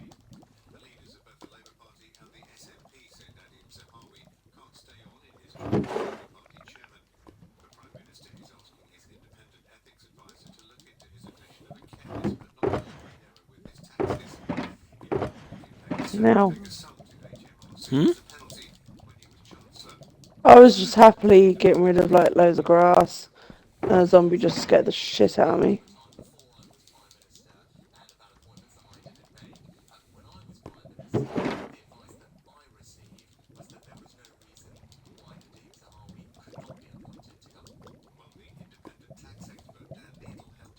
Like, you know, when you're in your like, own little world, just getting on with it. Just Yeah. out of nowhere, a zombie comes and attacks me.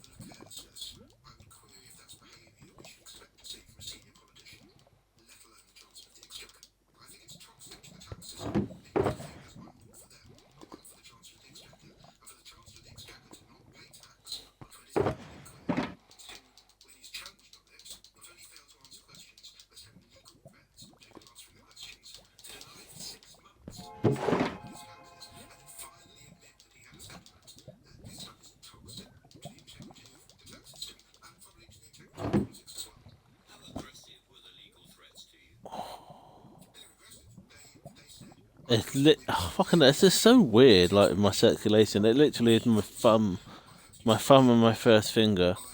I haven't taken the gloves off for ages, and my thumb and my first finger, they feel like ice. My other fingers just feel normal. They don't feel cold. They don't feel particularly warm. They just feel, you know, I'm not aware of any temperature.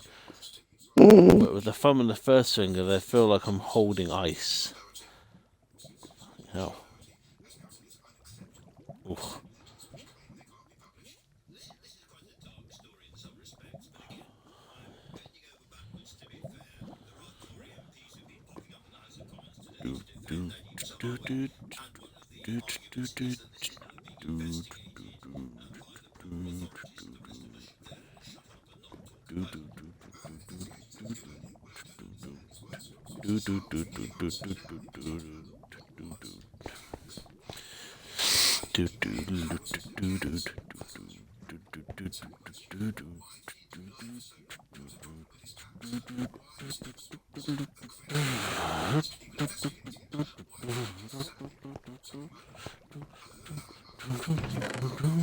Fucking hell, that's a lot of jungle planks you put in here.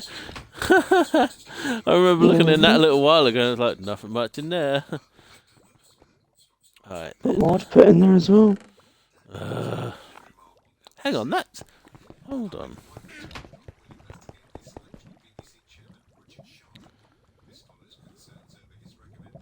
What? You can't put planks in. Wonder if you could put raw wood in. Oh, fucking hell. Like, I know you can put saplings in, because they're saplings, but technically you should be able to put sticks in, because sticks just fall off of leaves. But that's not why we're here. Is that it? Ow. Is that what I want? No.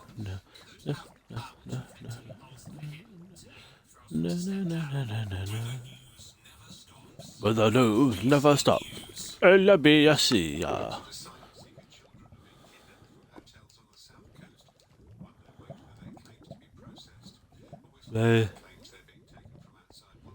Oh, okay.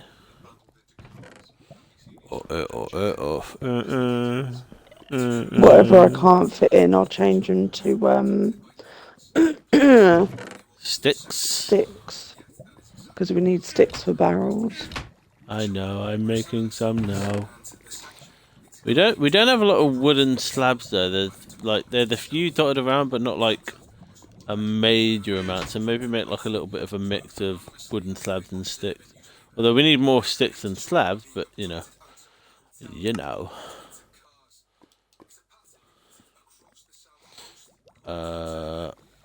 Barrel. There we go. Right. I have made some barrels, don't forget. I know, I've already used them.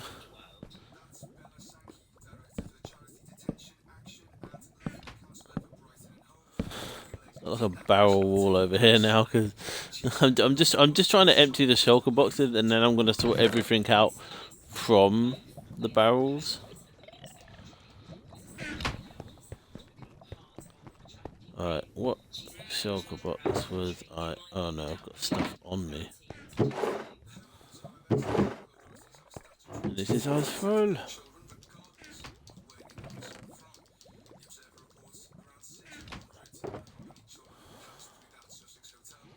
Oh, am I not hungry yet? Damn it. Oh, I just want to be hungry so I can eat this suspicious stew. I have a whole lot of food, and the food thing's full.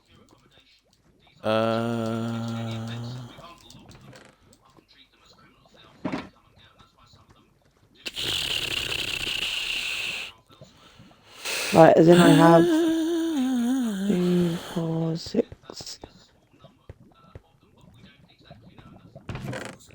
Yeah, like 8 stacks of cooked beef. Okay, hold on. I'm gonna do something. There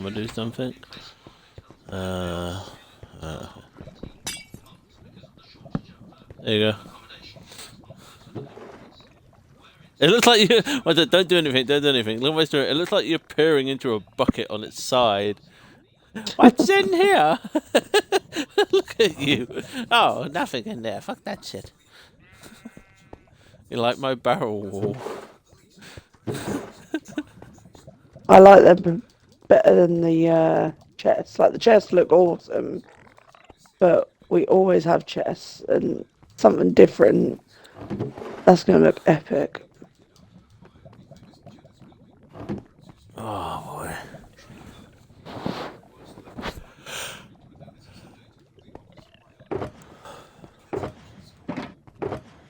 Oh, here we go. All these shulker boxes empty.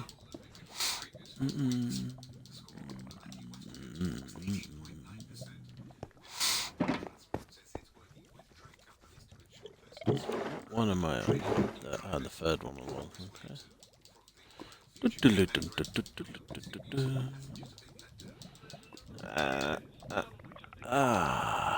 Nearly. Right, I think I'm gonna have to go to bed. Okay. I don't want to, but you know, I can barely keep my eyes open.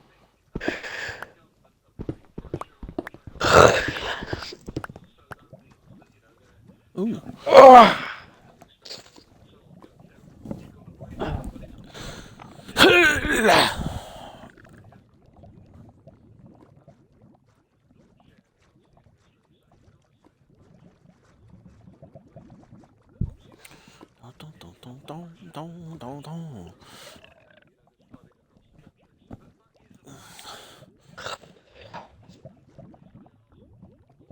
My nose is so fucking blocked, I'm not even gonna be able to sleep. Oh no. Oh no.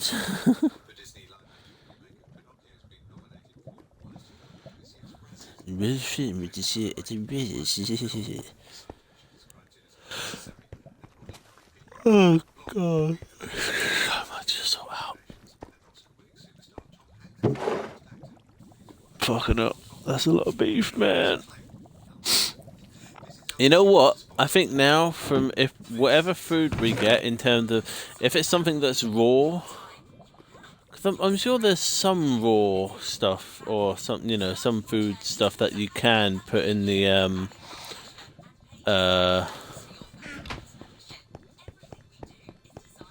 bone mill. Ah, melons go in there.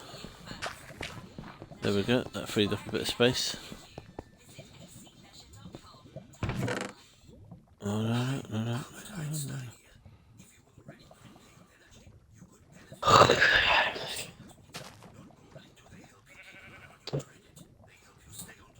Oh,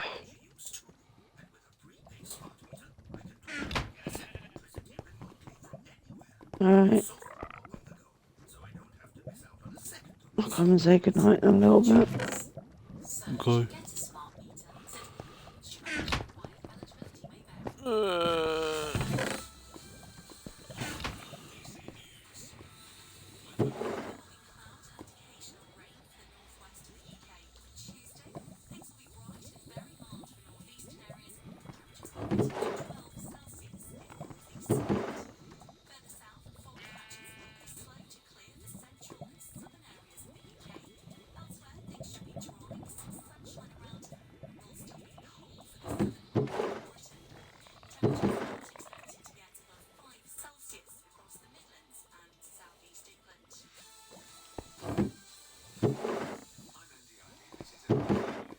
People struggling with bills could get lower energy prices. For more on this, John Stratford spoke to LBC News business commentator Declan Curry. The energy watchdog says it's considering plans for discounted energy bills for poorer households. Ofgem says it's a long-term option to tackle unaffordable bills and is being discussed with ministers. Any social tariff would have to be paid for through taxes or higher bills for wealthy customers. The watchdog's also investigating a rise in the number of homes that have been switched onto meters that force repayment plans. Prepayment meters typically charge more for energy than standard bills. Now, National Grid is to pay some households to cut their energy use for a second day in a row. The scheme was on Tuesday. Some households smart meter minutes. Energy use and specified if your energy supply company, 26 energy suppliers, BT is being investigated over customer contracts. The phone watchdog Ofcom is investigating BT, British Telecom, over the information it gives customers. New rules brought in last summer So companies will give customers a clear idea of my finger. some before signing up to even their contracts. Ofcom is already investigating mobile operator EE, which is Oh my god! Oh, thank God for that.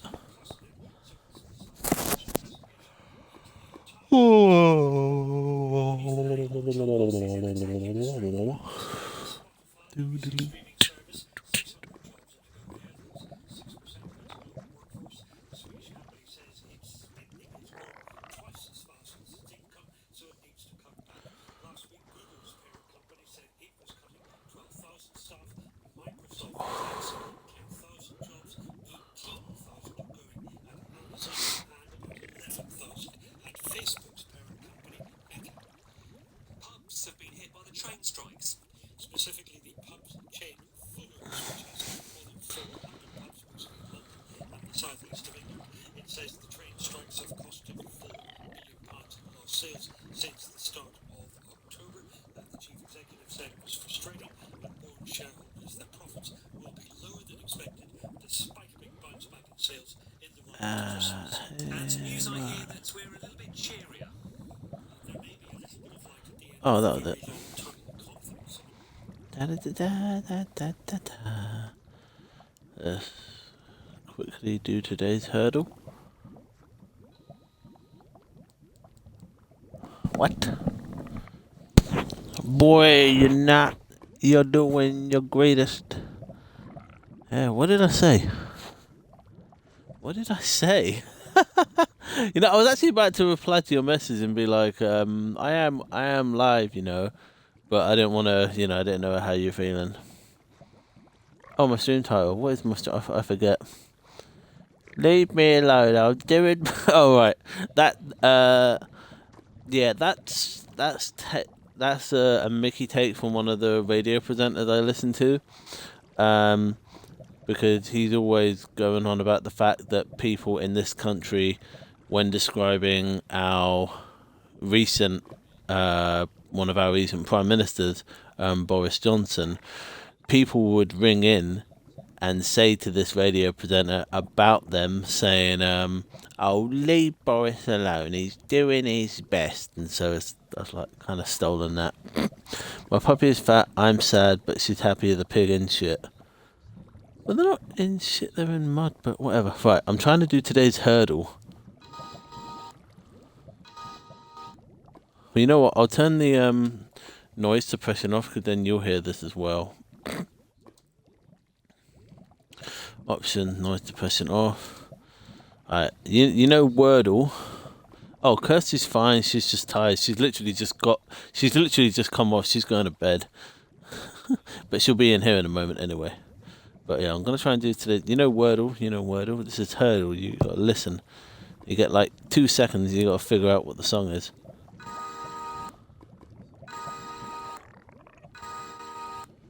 I've no idea.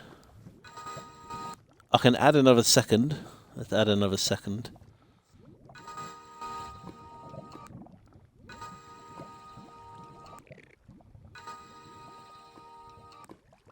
No idea. I'm gonna add 2 more seconds.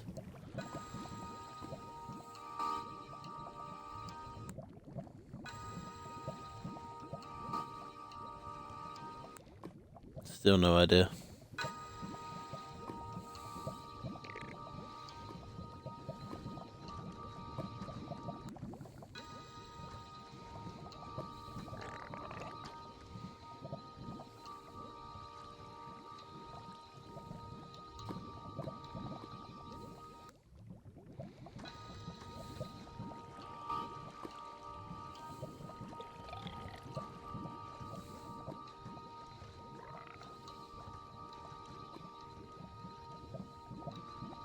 When you try your best, but you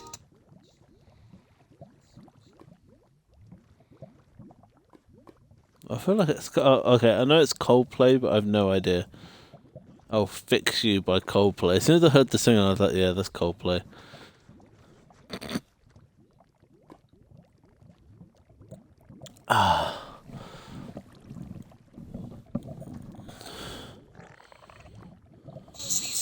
Oh, Jesus Christ, that's way too loud. Oh man, my hands are fucking freezing. Put that heater back on for a little bit. Oh, it'd be good when the summer comes, when I have to use heating or stuff. Oh.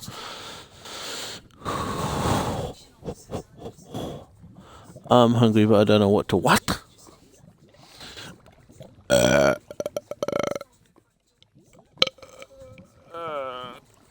I slow cooked a bit of gammon earlier. That was nice.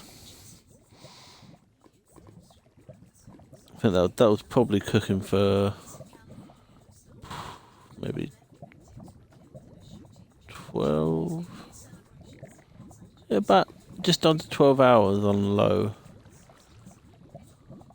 I didn't even use my knife when I was eating it. I was just I'm gonna do French fires.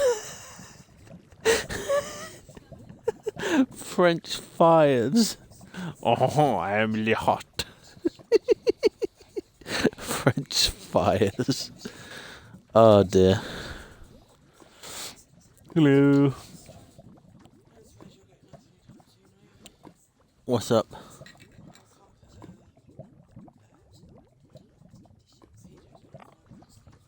Oh, so just have to freeze to death tonight. Fuck. My cat is having a love affair with the paper towel roll. It's nice. Oh, is she beating it up? Beating it. Why, what? Oh, that's been in there for ages. I know. I meant as in I'm surprised you hadn't noticed before. Well, you come in here every now and then, and it's been in here. That's why I said it's been there for ages, because I'm surprised because of the amount of time it's been in that you haven't. But why though? Because I figure it's further away than the bedroom. Why? What was the reason?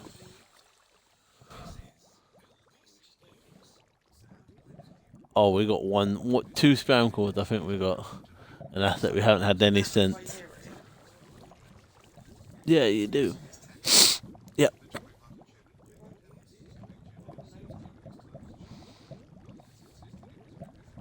Or at least if it gets to the point where we have to give a home number, we're like, haha, yeah.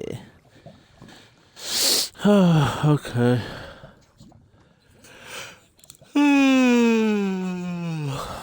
I'll be back in a minute, Emily. I just got to go put some pajamas on a doggy woggy. Would you flick the kettle on when you go that way? Because I want to fill up this hot water bottle again. Because it's very cold. It's very cold, see.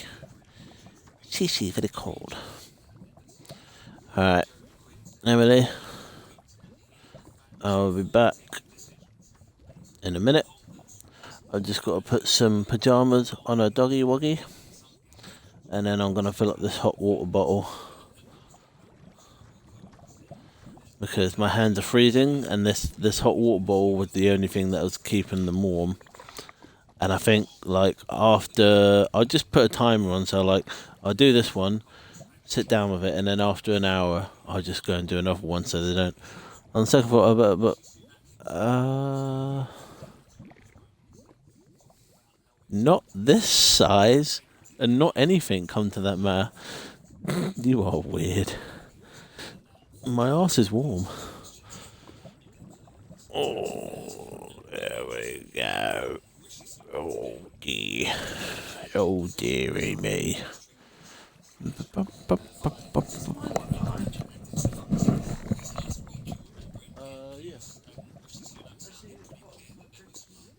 Okay.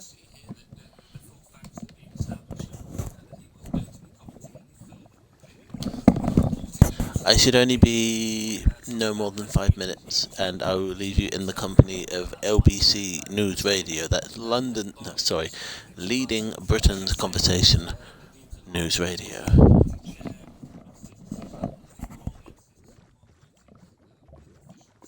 HMRC that everything has been done above board in his view, and he appears to be insisting, and he certainly privately, and his allies are telling journalists as well that he absolutely intends to remain in his job, won't be going anywhere. So it would be up to Rishi Sunak to move him on, if indeed that's what he decided he wanted to do. The government are being pounded rather on two fronts here. The other one is that claim that the chairman of the BBC, as he is now, Richard Sharp, helped Boris Johnson secure an £800,000 loan just a few weeks before Boris Johnson recommended Richard Sharp for that job as chairman of the BBC. And that is now being investigated, reviewed by the Commissioner of Public Appointments, William Shawcross, who says that he will look into the appointment of Richard Sharp and make sure that it was run in compliance with government rules. As you say, Richard Sharp being accused of being involved in some way with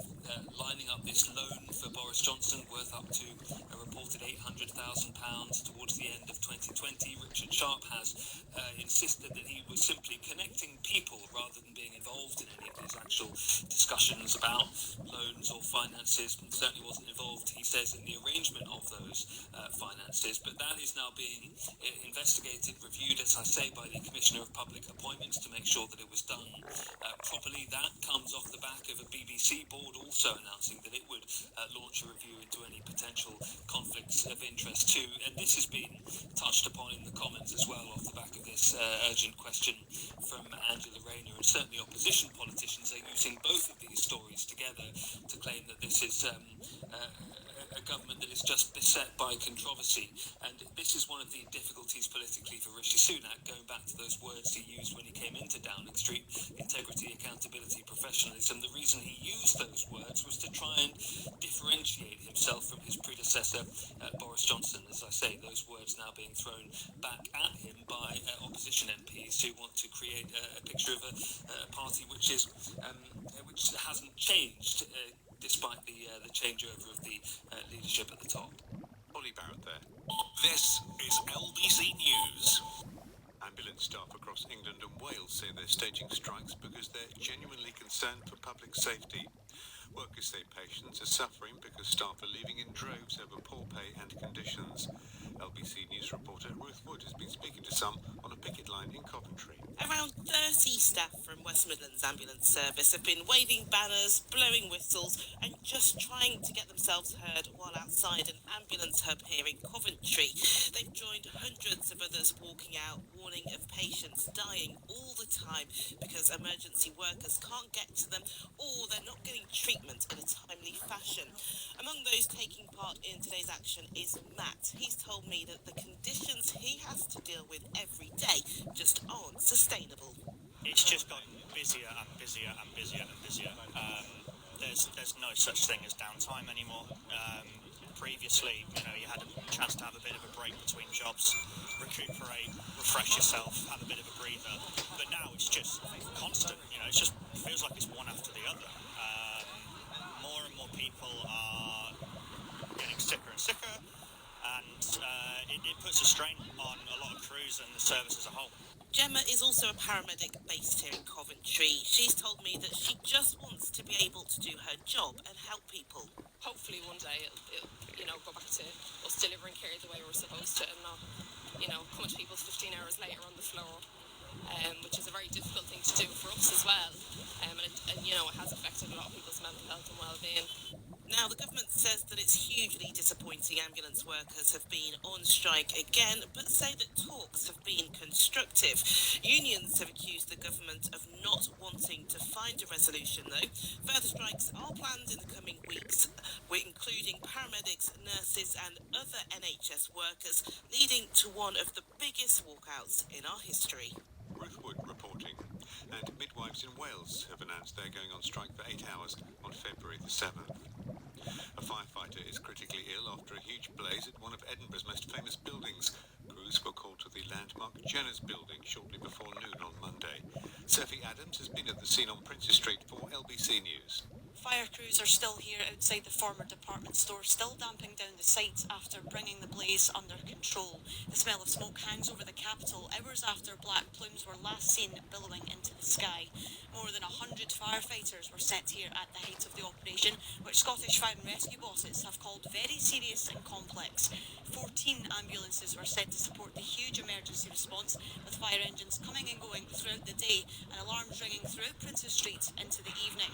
One firefighter was seen being pulled from the building by two colleagues, their clothing covered in black soot. Cammy Day is the leader of Edinburgh City Council. Here they are now having to save an iconic building and make sure the city's safe and that people are injured and they themselves suffer from that. So I think it's a reminder to us of the hard working efforts that all the Blue Light services do to keep us safe day in and day out. Throughout the day, people gathered at the police cordon here looking on in shock as smoke and flames licked through shattered windows. Didn't know what shop it was, so I came onto Princes Street and I was like, oh my God, it's Jenner's. It is sad. I'm just hoping that it's not really damaged inside. We've lost a lot of buildings in this street and this is the very one that we want to retain. Many of the shops here on the normally bustling Princes Street stood empty for hours, evacuated along with nearby offices as streets were taped off.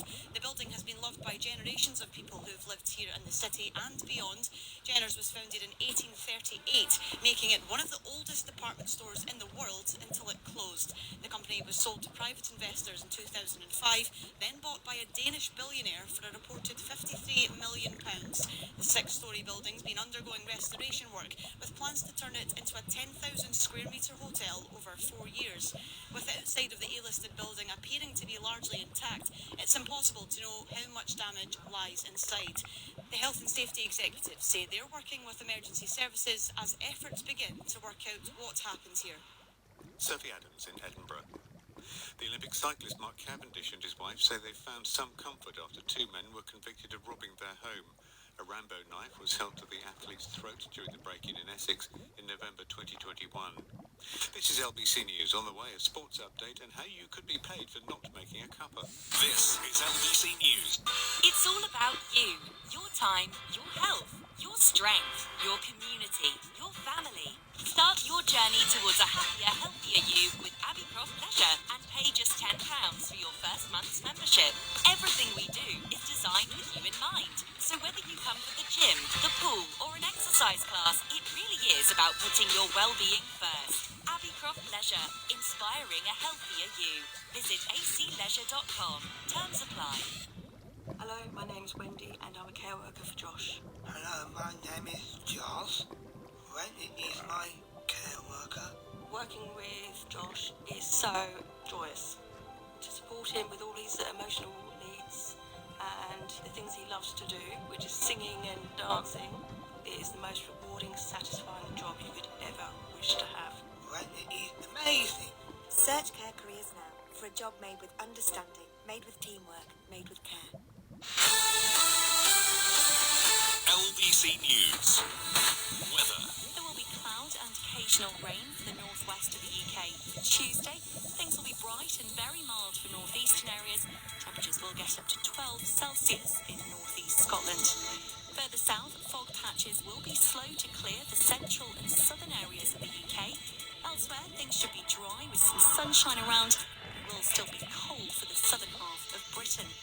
Temperatures aren't expected to get above 5 Celsius across the Midlands and southeast England. I'm Andy Ivey. This is LBC News. The National Grid has activated its scheme to reward customers for using less energy for the first time.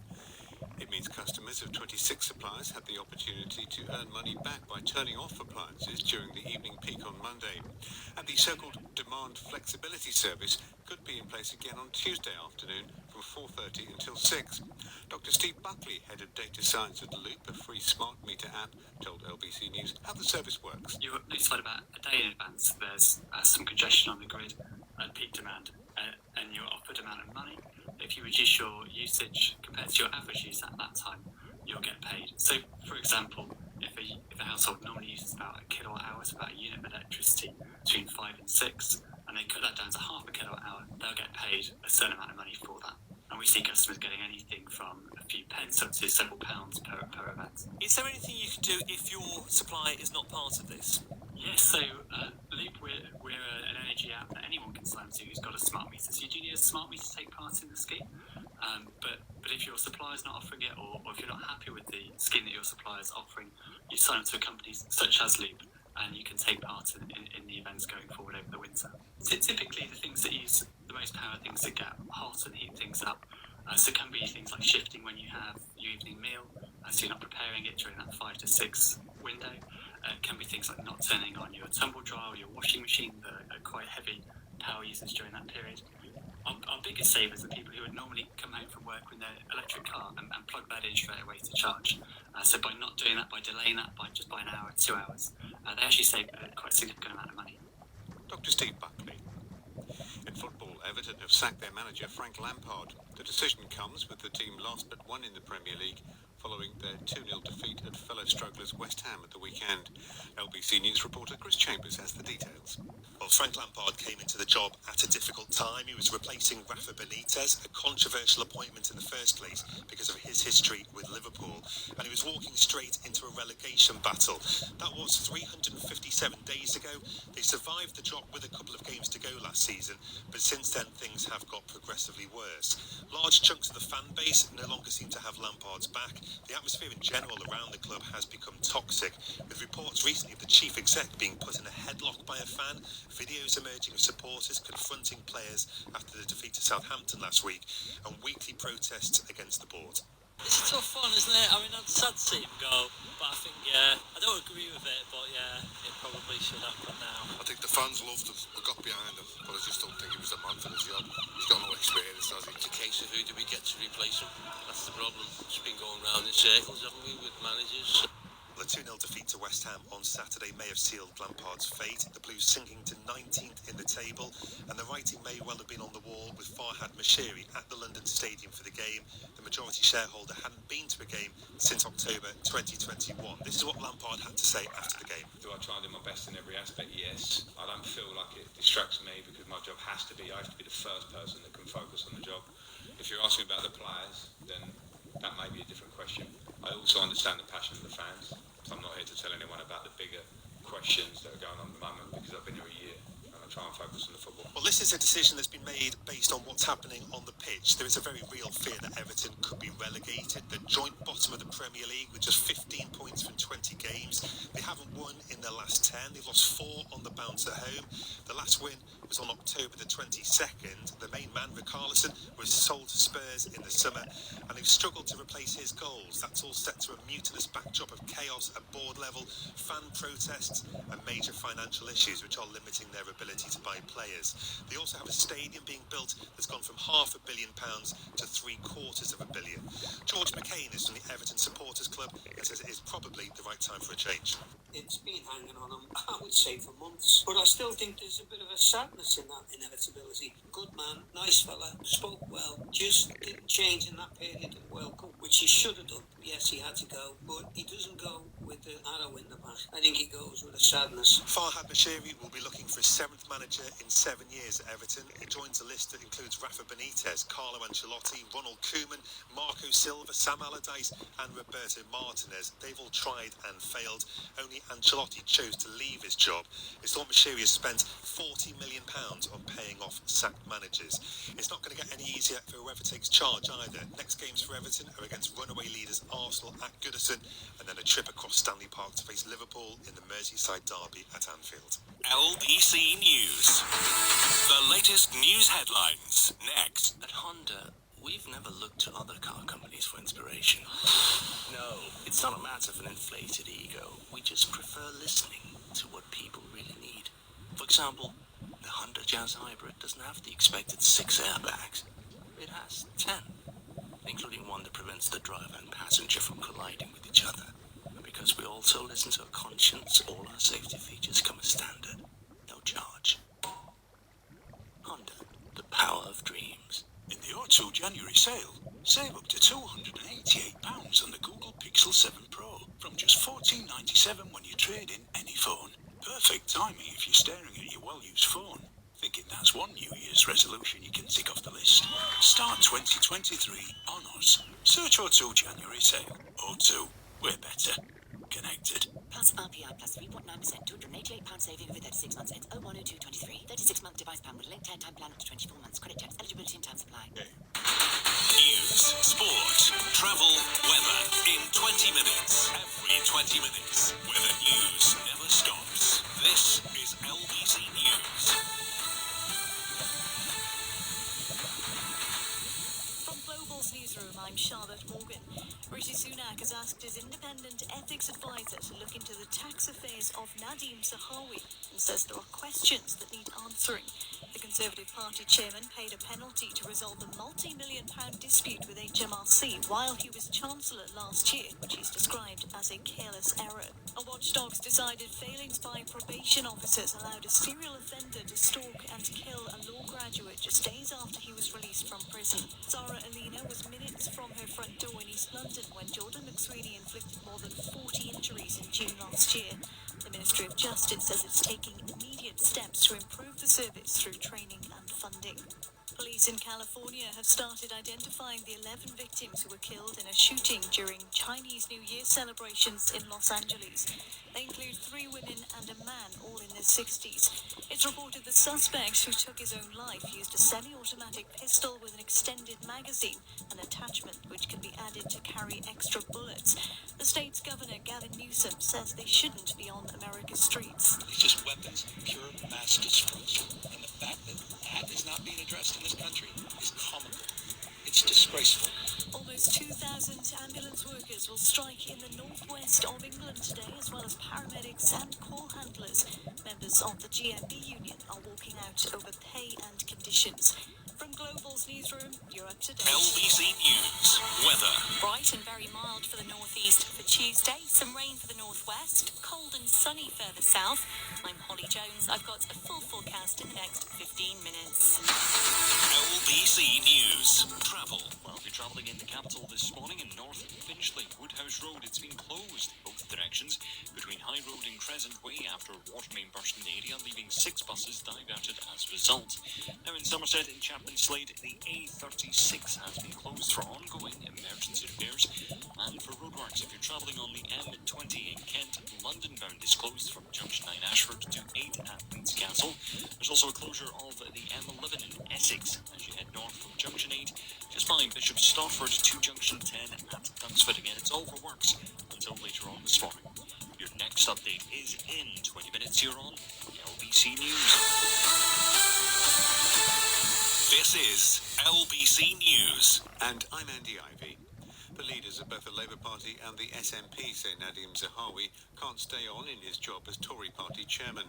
The Prime Minister is asking his independent ethics advisor to look into his admission of a careless but not deliberate error with his taxes. He reportedly paid a seven-figure sum to HMRC as a penalty when he was Chancellor. Rishi Sunak has defended appointing Mr Zahawi in his cabinet. The questions that are being asked relate to a time before I was Prime Minister and about appointments that I didn't make. When I was Prime Minister, the advice that I received was that there was no reason why Nadim Zahawi could not be appointed to government. Well, the independent tax expert Dan Needle helped uncover Nadim Zahawi's tax affairs. He says he was threatened with legal action when he asked the former Chancellor whether he had paid around £3.7 million on the sale of shares in YouGov, the company he co-founded. Mr Needle spoke to Tonight with Andrew Marr on LBC. He didn't just, by some technical quirk, not pay the tax. He was careless. That probably means that when he received the 27 million quid, whatever form it came, he didn't get advice. He didn't declare it to HMRC. He didn't pay the tax. Now, HMRC accepted. That's not deliberate. It's no question of criminal tax fraud here. But still, that level of carelessness, I would query if that's behaviour we should expect to see from a senior politician, let alone the Chancellor of the Exchequer. I think it's toxic to the tax system for people to think there's one rule for them and one for the Chancellor of the Exchequer. And for the Chancellor of the Exchequer to not pay tax on 27 million quid, to, when he's challenged on it, not only fail to answer questions, but send legal threats to people answering the questions, to deny for 6 months there's anything wrong with his taxes, and then finally admit that he had a settlement. This stuff is toxic to the integrity of the tax system, and probably to the integrity of politics as well. How aggressive were the legal threats to you? They were aggressive. They said I was to withdraw the accusation that his explanation was false. I had to do so by the end of the day. I mustn't publish the threat I received. I mustn't even refer to it. And you ignored all of this? I thought about it very carefully. I talked about it with my wife. You lose a libel action could cost you £2 million. But we decided that the only thing to do was to proceed. So I published it. I reported his solicitors to the Solicitors Regulation Authority. The Solicitors Regulation Authority has now said it's unacceptable to send letters which claim they can't be published. This is quite a dark story in some respects, but again, I am bending over backwards to be fair. There are Tory MPs who've been popping up in the House of Commons today to defend Nadim Zahawi, and one of the arguments is that this is now being investigated by the proper authorities, and the rest of us should therefore shut up and not talk about it. Investigation sounds a good idea. What I don't understand is why it stops Mr Zahawi from giving answers now. In particular, what was the tax that he didn't pay? Why didn't he pay it? How was he so careless? First question.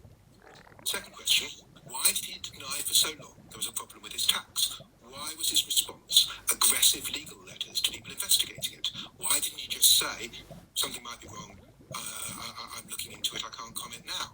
So, he should be giving us answers now. Yes, once he's given us the answers, let's have an investigation and see what we think. But I don't understand what stops him answering those very simple questions now. Dan Needle speaking to Andrew Marr on LBC. The Public Appointments Watchdog will investigate the selection of BBC Chairman Richard Sharp. This follows concerns over his recommendation to the role by Boris Johnson, who it's claimed he helped secure a loan of £800,000. Both men deny any wrongdoing. LBC's Westminster editor Ben Kentish says while Rishi Sunak wasn't Prime Minister at the time, this is still difficult for him. Number 10 have said several times that they are confident that that process was carried out correctly, that it went through what they call a rigorous process. But there's confusion over whether Rishi Sunak, who of course wasn't involved in the decision to appoint Richard Sharp, could have the power to effectively ask for him to leave, for ask him to step down. Where the news never stops. LBC News. It's feared hundreds of asylum seeker children are being kidnapped from hotels on the south coast while they wait for their claims to be processed. A whistleblower claims they're being taken from outside one such hotel in Brighton and bundled into cars. LBC News reporter Jay Akbar has the details. It's a truly shocking thought that dozens of children might have been abducted by gangs from a place where they were offered sanctuary. And yet that is exactly what the Home Office is now investigating. The children were asylum seekers, and the sanctuary, it's claimed, a Brighton hotel run by the department itself. It comes after a whistleblower who works for Home Office contractor Mighty spoke anonymously to the Observer newspaper. They claimed children were being abducted outside the hotel and bundled into cars. It's a pattern repeated across the south coast, according to the Observer. It's presented the unsettling question, who's taking them and to what end? We know that serious organised crime are involved in kidnapping these children and moving them into the criminal underworld. That's Bella Sankey, Director for the Charity Detention Action and Labour Councillor for Brighton and Hove, where the alleged kidnappings are taking place. She says the government must take some of the blame for what's going on. The fault for this lies squarely both with the Home Office and the Home Secretary, who has essentially allowed herself to become part of a trafficking ring. She's moving children around the country, in my view, without any legal authority to do so. The Home Office, however, says local authorities have a statutory duty to protect all children, regardless of where they go missing from. The Observer reports around 600 unaccompanied children have passed through that Sussex hotel in the past 18 months. It says 136 were reported missing, and more than half of these, 79, remain unaccounted for. Keeping track of people in such hotels can be next to impossible, according to Conservative MP Tim Lawton. This is not secure accommodation. These are not children who committed any offences. We can't lock them up and treat them as criminals. They are free to come and go, and that's why some of them do disappear, because they think they'll be better off elsewhere. But the ones we're really concerned about are those who may have been abducted by gangs. But that's only a small number of them, but we don't exactly know, and that's the problem. He also tells LBC the question of who's responsible and who's to blame falls in a grey area. If it's refugees who've come across a part of organised programmes, the Afghan refugees, for example, have been placed in a lot of hotels, and they are still in hotels after 18 months because of the shortage of accommodation. They're the responsibility of the Home Office. Where it's others who have come across in the small boats, for example, they are then the responsibility of the local authority where they are placed. Brighton and Hove City Council say they've been actively involved when any child is reported missing and have worked with the police and other agencies to try and trace them. That report from Jay Akbar. A firefighter is in hospital in a serious condition after being called to a fire at a former department store in the centre of Edinburgh. 4 others have been treated after the fire at the famous Jenner's building on Princes Street. Train reliability has reached the worst level on record, according to analysis of data from the Office of Rail and Road. The cancellation score for all operators in the 4 weeks to January the 7th was 8%. That's double the figure for the previous 4 weeks. The score for Avanti West Coast was 18.9%. The Department for Transport says it's working with train companies to ensure there's swift... Shut the fuck up.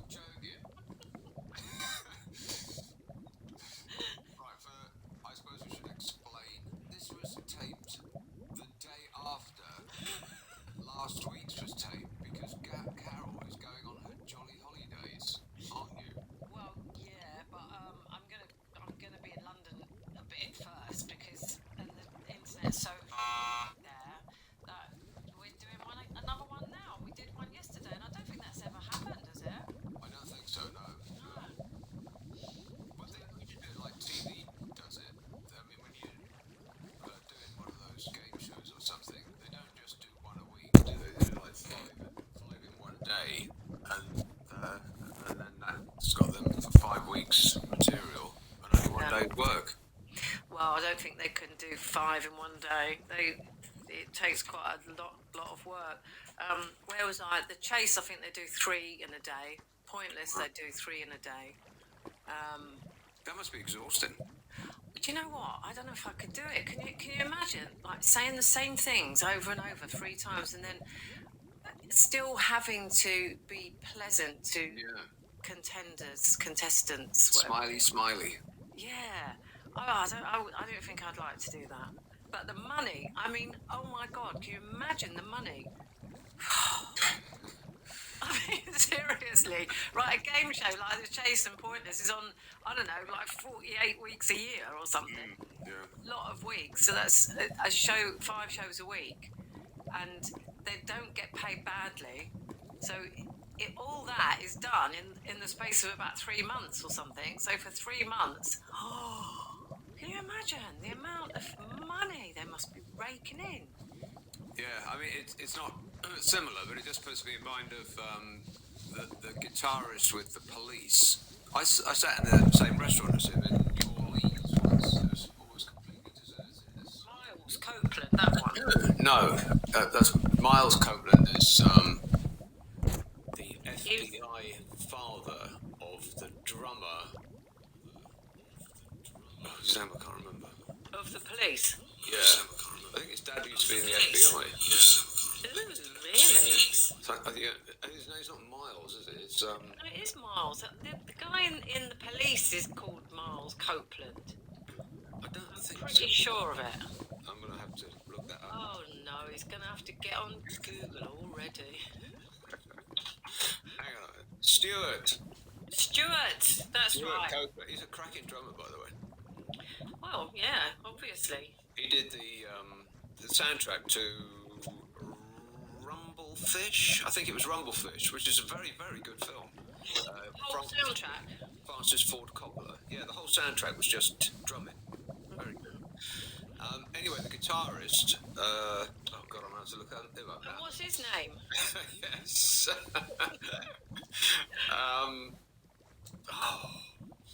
I was in a restaurant with him in New Orleans, a corner restaurant in New Orleans, and he was sat on the table next to us, and I was like, because I've hardly ever sat in the same place as anybody famous in my life, and because if you're that famous, everywhere you go, it must be a bit of a nightmare, because you can't sit in a restaurant without people gawping at you. Andy Summers, yeah. So he just looked over and gave us a wink, as though to say, yes, it's me. And then I left him alone. God, I wouldn't know him if he'd sat on my head. Anyway, he said... what does he look like now? I wonder, it must look quite rough now. They're quite old, aren't they? Well, he probably looks quite rich. He said... yeah, but rock stars don't tend to look rich, even when they are. Oh, that's true, yeah. He said, I was, for a while there, I was the highest paid guitarist in the world. I was earning £1 million a night, and we were playing 250 shows a year. Oh. Can you imagine having that much money? I mean, I don't know, they get through it though, don't they? That's what always surprises me about really rich people, especially those like rock stars and TV types, footballers as well, yeah, because I don't know, I don't think they really understand that most of the time the money they're getting is in advance, like with people, music contracts and things like that. Right, and the difference between net and gross. Yeah, and I don't think they really get it, so they just go spending like drunken sailors on shore leave. That's right, yeah. I mean, there's a footballer in the news today, and he's talking about blowing £12 million. Like, you wouldn't think it's possible to just chew through 12 million quid. Oh, but I'm sure that. On. Well, yeah, but I'm sure once it starts coming in like that, then your outgoings increase, proportionately, don't they? You start buying. Instead of getting the bus, you've got a different coloured Lamborghini for every day of the week. Yeah, it's a bit mad though, isn't it? I don't think, even if I had all that money, I don't think I'd do that. I don't think I would behave that way. No. would you? If you just got too much of everything, you wouldn't really enjoy it. Yeah, like having too many clothes that you just never wear. They're all just always in your cupboard. What's the point? You might as well just hang money in the cupboard. It's true, isn't it? True, but it is true. It's just all horrible. Thing is, I am a bit jealous. Yeah, I'd like to have more money so that I could get proper heating and things like that. Eat food. Do you know what? It's just suddenly. You'll be pleased to hear this, actually, Nicholas. It's just suddenly turned really cold down here. I am delighted to hear that. Is it raining? Yeah, it's drizzling, it's miserable. It actually reminds me of being in the UK. Well, come to think of it, looking out the window, it's dreary and miserable. Yeah. Blooming freezing. Yeah, it's freezing here. You're going to get colder as well, aren't you, over there? It's going to be minus. Oh. Yeah. And snow. Snow, yeah, that's right. Right, no snow. I don't do snow. Don't do snow. I've got to fly. I've got to be in a plane to get to London. Oh, well, good luck with that. Yeah, I know. Don't. Right, don't tempt fate. You'll be diverted to Belgium. I probably would. Oh my God, can you imagine anything worse? I went to Belgium once. God, it was boring. It's so dull, isn't it? Oh God, I hated it. I literally hated it. And at the risk of straying into dingleberries and sausages territory, one of the reasons I hated it is because there were all these horrible, ugly, like communist-style looking buildings everywhere, which was the EU headquarters. Oh God, it's ugly. It's ugly. Whatever you think of the EU and whatever, it's ugly as... I didn't even say it, see? Don't say it. No work for you, Nicholas. There was, when I was there, it seemed like Brussels was being built at that moment. And this was a long time ago. God, it must have been. In the 80s. And there was one beautiful square. I think they call it the Golden Square, something like that. Absolutely stunning. But other than that, it was hideously ugly. Was that the old Market Square, that one, with the beautiful old buildings, churches and... Yeah. Well, every ugly city has its pretty part, doesn't it? Yeah, that's true, yeah. And even Usually municipal buildings, ironically, from what you just said. Yeah. Like the town hall will be stunning, and everything else around it will be hideous. Hideous. Did you go to Bruges while you were there? No, just Brussels. Yeah, Bruges is pretty, but I had some friends who went there recently, and they went there for like 3 days, and I'm like, God, you can literally do Bruges in half an hour. Really? There's just absolutely nothing to do. Look at the river. Yes. Buy some chocolate. That's it. Yeah. Well, there's that film, Lost in Bruges, and it looks beautiful on the film, but it doesn't really show the extent of it. Isn't it just called Bruges? Oh yeah, there's Lost in Bruges. Yeah, no, that's the Bill Murray film, isn't it? Lost in Translation. Yeah. In Bruges, yeah. In Bruges, that's it, yeah. So, speaking of the weather, dear Nick and Carol, what is the weather for Northern Ireland? RRR. Stop it! Stop it! Oh my God, we're going to get in so much trouble. So much trouble. Why is the weather for Northern Ireland, Belfast, etc. rarely mentioned in the weather bulletins? I know it's 99% predictable, but we feel left out, says Patricia. That's a good point. Well, it's a good point, actually, but don't they have, don't all weather reports go local? Yeah, but on the national weather forecast, they'll blank out Ireland, they'll leave in Northern Ireland. Stop saying it like that. Oh, that's how Patricia's written it. N-O-R-N. I-R-O-N. Northern Ireland. Northern Ireland. And they'll give... So they won't give the weather for Ireland because, they don't pay for it. Presumably they've got to come up with their own weather on like the nightly news. I can't remember them ever mentioning Belfast, which is odd, isn't it? No, yeah, it is actually, yeah, because it is part of the United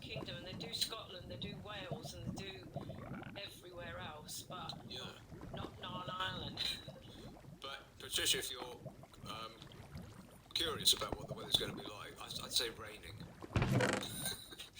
Well, yeah. Mostly raining. Belfast. No, I'm not set foot on the island of Ireland. Oh my God, it's not. No. Well, this is back to what we were talking about last week, yesterday. Oh, I can't remember. It was so long ago. And I refuse to go to anywhere on holiday that's got worse weather than where I'm moving from. Oh yeah. Well, I didn't go there on holiday. I went there for work. Well, a party, but it was kind of work. And Oh, it's like one of them Boris Johnson business meetings. no, it was an awards do, and I What'd got you win? invited as a celebrity. Oh, right. And it was all paid for, so I thought I'd never been to Belfast. Let's go. So Yeah. we went. What was it like? Belfast. Well, it's great. Some great pubs there. Oh, great pubs. Really great pubs. Yeah, pubs. Just pubs. I know you're not a pub fan. Well, I mean, I wouldn't go anywhere just because they've got pubs. Pubs are everywhere. Well, I know, but they're different there. They're just better, and they have good shopping. I mean, we were only there for like one night, and then the next day we went and did a bit of shopping. And we stayed in that hotel, which is like famous for being the most bombed hotel in the whole of the United Kingdom or something. Really? Yeah. We talk about places that look ugly. I mean, my idea of what Belfast looks like is just having seen it on the news, and it's just gobsmackingly ugly. The bits that I've seen.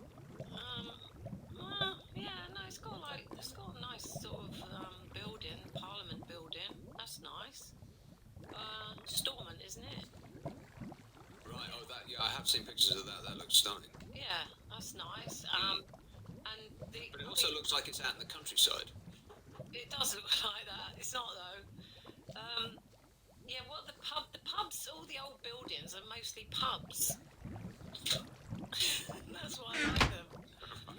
But I've also been to Dublin, and that was nice. Well, I've heard good things about Dublin. Yeah, but it was even back then, which was, I don't know, it's about 20 years ago I went, and it was just eye-wateringly expensive. Really? Oh, for a pint of beer, even back then, it was about 12 quid. No way. Yeah, couldn't No, believe it. impossible. Impossible. I'm gonna look that up. Go on then. How much was a pint of beer 20 years ago in Dublin? I'll tell you. It might have been 8 quid, I might be exaggerating a little bit. I don't think I am. A pint. Dublin. Stop it. Stop it. My mate, actually, I went there for a birthday party. It was my mate's 30th birthday party, and he is like just the biggest fan of this podcast. Oh yeah. And he'll message me after he hears this. He'll go, "I got a mention." It's 650 to 750 euros. So Carol McGiffin is a liar. Pint of lager in Ireland. Is a little more expensive than Guinness. Eh? Pint of lager is more expensive than Guinness. Who likes Guinness? Why would anybody drink Guinness? I love Guinness. My brother loves Guinness. Right. Well, that's the answer to that question then. You remember in the 70s they used to advertise Guinness to pregnant women, saying Guinness is good for you. Yeah. They had a toucan. Do you remember that? Yeah. So the toucan. I don't know what a toucan had got to do with it. Oh God, sometimes when you watch old adverts, you just can't believe it. I know. Yeah. It's just absolutely outrageous. The attitudes, mostly to women. Yeah. Used them to women. But having said that, some of the greatest adverts that have ever been made were made in the 1970s. Yeah. I'm thinking about two in particular. Shake and back. Huh? Shake and back. Oh, what? Okay, yeah. Shake and back and put the freshness. I bet you use shake and back. I've never used it in my life. Oh, thank God for that. Well, I don't even know what it is. I mean, I know what it's supposed to do. How does putting more crap on your carpet make it cleaner? Sorry, I got it. Oh my God, that's a bad cough.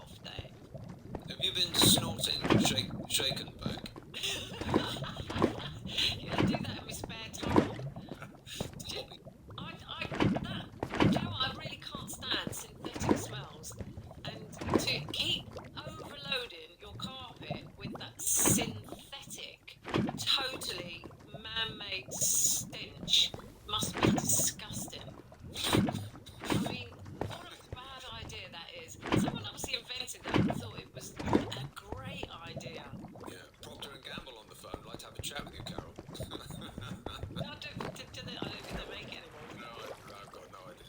No, I don't know. Anyway, go on. What's the best ever? Well, the fag adverts were brilliant, weren't they? The Benston and Edges and things like that. Well, the silk cut in particular. Yeah. And what's the pipe? The little cigar one. Yes. Oh, God. I can't remember. You'd have to go on YouTube. Happiness is a cigar called Hamlet. Hamlet, that's the one. Yeah, that's exactly the one. They had Ramsey Nesbitt. Do you remember? That's not his name. It's Gregor Fisher. He did the one where he was trying to take his photograph. It's cracking me up just thinking of it. In one of those photo booths, and he's got this like strand of hair that he's got a comb over, and he's trying to get it just so to like perfectly presented to get his photograph taken, and it just it just fail after fail after fail. What, for a cigar advert? Yeah. So you're a failure in life, so you can gain happiness through smoking this little cigar. Amazing, really. On the subject of smells, Dear Boo Jam and Snarky. Oh my God, they're getting ridiculous. I have a very sensitive nose and really love pleasant aromas, scented candles, flowery smells. My problem is my other half. How can I put this delicately? It's just a bit whiffy. Over the years, I've tried to drop the hit, but nothing works. What can I do? The story so far is I've regularly gifted various aftershaves over the years. These just stay in the box after opening. Getting 2 types of antiperspirant when buying for myself, using gloves when we go shopping as a decoy, and leaving this pointedly in the bathroom. These just get left there gathering dust. And when I mention any of this, he accuses me of thinking he's got BO. So then I feel bad, and I talk about how every human being naturally gives off smells from normal everyday activity. It's still just courteous to try and smell nice for those around you. Big hint, I think. Then sometimes deodorant will get used for a couple of days, but very quickly gets left on the shelf again and forgotten once more. Please help, says Jane. Well, there's a big difference between smelling nice for other people around you and just not smelling. Yes. I don't like perfume and things like that. I don't like artificial smells. Those when you go into people's houses and they have those things that they plug into the wall and it keeps going. Oh God! It's so strong and it gets right in your throat. I swear it's not good for you. I hate all that. How does it go? Exactly how it goes, though, isn't it? It's just revolting. I mean, Mark always smells nice. He wears so much aftershave, but it's not aftershave. It's perfume, whatever you call it. And it's nice. I like all the flavours that he uses. Flavours? Well, That's a little bit too much information there, Carol. Well, what do you call it? What do you call it? The different what? Yeah. So what does he taste of, by the way? Eating his perfume, am I? But it's Does he always wear it? I mean, that's a bit much, isn't it? Yeah, I mean, if I'm going out, for somewhere special, I might get the 15-year-old bottle of Eau de Toilette open. But other than that, how can you be bothered? Oh, I know. I don't because it stays on your clothes sometimes, and then you've got to wash your clothes more often than you need to. I don't like to wash my clothes too often. I know that sounds grubby, but A little bit, yeah. No, it's not. It's not grubby at all. I think you wash the clothes too much. Yeah, a little bit grubby, yeah. No, I don't smell. I have a shower every single day, so I don't stink. I don't smell nothing. Just me. And that's it. The natural essence of Deirdre. Oops, sorry. Right. No, that was an accident. The thing with smells, though, is you put them on, and 2 seconds later, you can't smell them anymore. Yeah, that is true. But you can, actually, yeah. You know, like some people, you can smell them a mile off. Well, That's right, but I'm not one of those people. As soon as I put it on, it disappears. What's that about? We need to put more on. More on? Well, you don't want to put too much on. I don't know.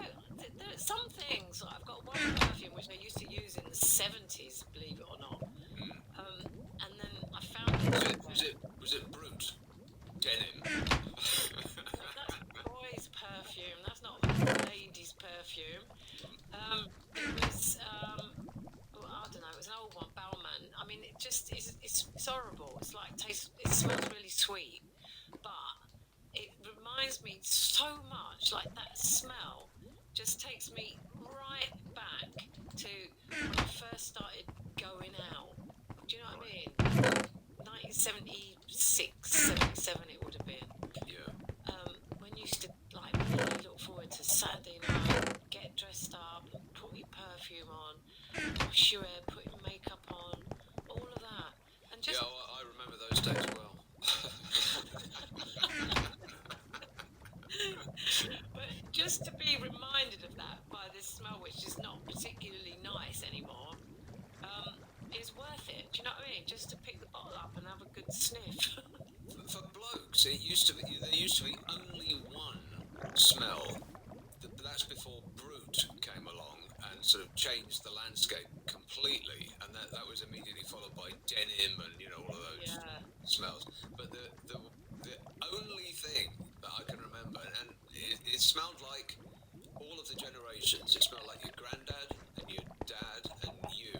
Was Old Spice. Yes. Old Spice. Old Spice or Old Spice? Old Spice. Old Spice, isn't it? Yeah, that's right. Yeah, I do remember. Don't mix Old Spice with Spice because you'll ruin dinner.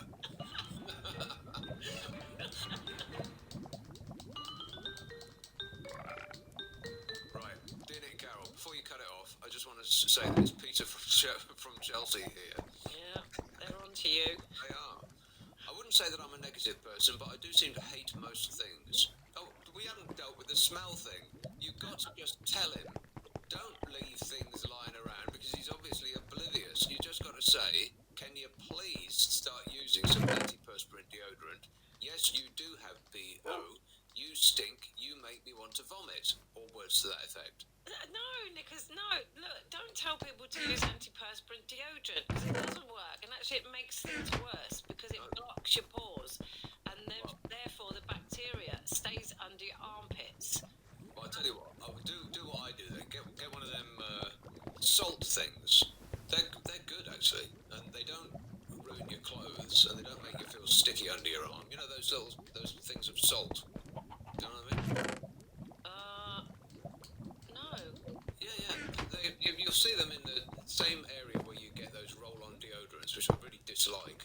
But they're chemical free. It's just like solid salt stick. No, never heard of it. Really?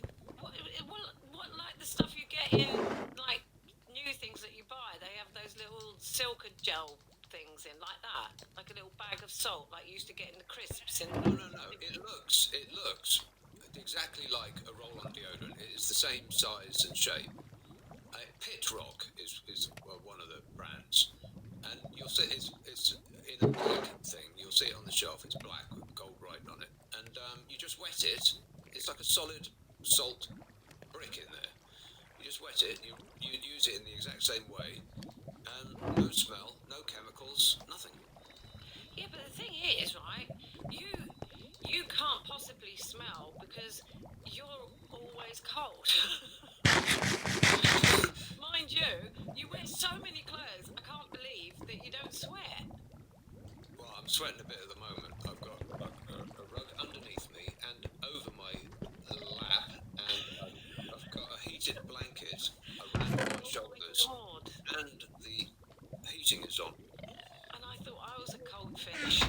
No, I'm colder than anybody I've ever met. I've got very cold feet, and the Ugg boots have come out. I've got the Ugg boots on now, rather than just the slippers.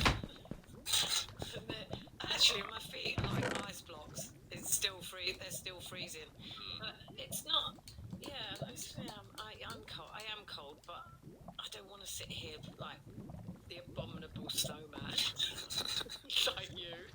But I think if the hint isn't working, you've got to tell him. Just tell him, and then it'll be over with, and it won't be nagging on your mind, and you'll save your marriage.